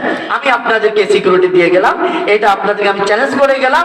দাঁড়াইয়া আপনি সালাম দিলে গুনাহ হবে, এটা আমি আপনাদেরকে, এটা লিখিত বলেন, মৌখিক বলেন, বলে গেলাম। কেউ যদি এটা আমার সাথে বসতে চায়, আমি বসবো ইনশাআল্লাহ, সমস্যা নাই। গুনাহ হবে না, এটা নিশ্চিত থাকেন। দাঁড়াইয়া নবীকে সালাম দিন। এখন এখানে যদি ৪০ জন দাঁড়াইয়া যায় বা সবাই দাঁড়ায় যায়, ২-১ জন, এদের সম্মানে হলো দাঁড়াইয়া যদি আপনি সালাম দেন, যেহেতু আপনার গুনাহ হবে না, তাহলে আমাদের আর কি হবে না? ঝগড়াও হবে না। আবার অনেক জায়গায় ৪০ জন বসে রয়েছে, আপনি ৫ জন আছেন, সেখানে আপনি ৫ জন দাঁড়ায় না। আমি এটাও বলে যাই, যেহেতু ৪০ জন ৫ জন সেখানে বসে আছে, আপনি ৫ জন সেখানে তাদের সাথে বসে যান। আপনি সেখানেও বিশৃঙ্খলা করবেন না, সেখানে আপনি ফিতনা করবেন না, কারণ আমরা সামান্য একটা মুস্তাহাব আমল নিয়ে আমরা ফিতনা করতে চাই। যেখানে অনেক মানুষ দাঁড়ায় সেখানে আমরা দাঁড়াবো, আর যেখানে অনেক মানুষ বসে আমরা সেখানে বসবো। তারপর আমি একটা কিতাবের হাওলা দিয়ে যাই, আকবরুল আফিয়াত শাহ আব্দুল হক মুহাদ্দিস দেহলভী। উনি এশিয়া মহাদেশের মুহাদ্দিস, যিনি, যার মাধ্যমে আমরা হাদিসের সনদ পাইছি, ওনাকে সবাই মানে। আমার ঘরে কিতাবখানা মজুদ আছে। এই আকবরুল আফিয়াত কিতাবের মধ্যে তিনি লিখছেন, আল্লাহ আমার নামাজের মধ্যে, আমলের মধ্যে, রোজার মধ্যে, হজ যাকাতের মধ্যে ত্রুটি থাকতে পারে, আমি পারি না আপনার সামনে ওভাবে আমল উপস্থাপন করতে, সবকিছুর মধ্যে খুলুসিয়াতের অভাব থাকে, খুশুখুদুর অভাব থাকে, তবে ইয়া আল্লাহ মুনাজাত দিয়ে বলতেছেন, ইয়া আল্লাহ আমার একটা আমল আমি ইখলাসের সাথে করি, এটার মধ্যে কোনো ভেজাল নাই। সেটা হলো আমি যখন আমার রাসূলকে সালাম দিই, তখন আমি দাঁড়ায় দাঁড়ায় রাসূলকে সালাম দিই। আল্লাহ আমার কোনো আমল যদি কবুল নাও হয়, আপনার রাসূলকে মহব্বত করে যে দাঁড়ায় দাঁড়ায় সালাম দিই, হাসরের ময়দানে এইটুকু আমলকে উসিলা করে আপনি আমাকে নাজাতের ফয়সালা করবেন। সুবহানাল্লাহ বলবেন না? শাহ আব্দুল হক মুহাদ্দিস দেহলভীর জুতার ধুলার, পায়ের জুতার ধুলার সমতুল্য আমি নাকান্দার হব না। আল্লাহ ওনাকে এত এলেম দিয়েছেন। তো উনি যদি এই কথা বলে, আমাদের মনে হয় আব্বা এটা নিয়ে আর আমরা সমাজে আমাদের মধ্যে এটা খেতনা করার দরকার নেই। যেখানে সবাই দাঁড়ায় যাবেন, যেখানে সবাই বসে থাকবে, এটা নিয়ে একটা ঝগড়াও করবেন না, একটা কথাও বলবেন না। হ্যাঁ, আমরা আমাদের সমাজে নামাজ কায়েম করেন, আমাদের সমাজে সুদ ঘুষের বিরুদ্ধে কথা বলেন, আমাদের সমাজে ভালো ভালো কাজ করেন। আর কিছু নফল মোস্তাহাব আমল আছে, এটা যার মন চায় করবে, যার মন চায় করবেন না। এটা নিয়ে পক্ষ বিপক্ষে দুই পক্ষে কোনো কথা বলার দরকার নাই। আপনার কাছে আপনার ভালো লাগছে আপনি গুঁড়া মাছ দিয়ে ভাত খাবেন, খান। আপনার ভালো লাগছে আপনি বল দিয়ে খান, যার যেটা পছন্দ। কথা বলেন ঠিক কিনা? কিয়াম করে শান্তি পায়, দাঁড়ায় নবীকে সালাম দিয়ে শান্তি পায়, উনি দাঁড়ায় সালাম দিবে। আপনি এটার বিরুদ্ধে বেদাত না, হারাম না, জায়েজ এসব কথা আপনি বলবেন না। আবার যে আপনার বসে বসে সালাম দেয়, হে বেয়াদবে রাসূল, সে কাফের, সে এটা ওটা, খবরদার এগুলো আপনি বলবেন না। তাহলে আমাদের মাঝে, আমাদের মুসলমান ভাইয়ের মধ্যে আর কোনো ভেদাভেদ থাকবে না। কথা বলেন ঠিক কিনা? আমাদের পূর্বপুরুষরা বিলাত ক্যাম্প করছে না? যারা বাবা, আপনারা মুরব্বী যারা আপনার কোন, আপনাদের বাপ দাদারা বিলাত ক্যাম্প করে গেছে না? এটা কিন্তু আজকের আমল না, এটা একদম আমাদের পূর্বপুরুষরা করে গেছে। এখন এটার বিরোধিতা, কিন্তু এটা পূর্বপুরুষরা করে গেছেন এই আমলটা। সুতরাং এটা নিয়ে খবরদার বাড়াবাড়ি করবেন না। আল্লাহ আমাদের সকলকে সহি সমাজ, সঠিক বুঝ দান করুক। সকল বলি আমিন। এই পর্যায়ে আমাদের আজকের মাহফিলে যিনি উদ্বোধক, আমার অত্যন্ত প্রিয় ভাই মাওলানা মোহাম্মদ রিয়াজউদ্দিন ঢালী ভাই, যুগ্ম সম্পাদক আহলে সুন্নাত ওয়াল জামাত বাংলাদেশ ভাই, একটু আপনাদের উদ্দেশ্যে এখন একটু কথা বলবো। আলহামদুলিল্লাহ।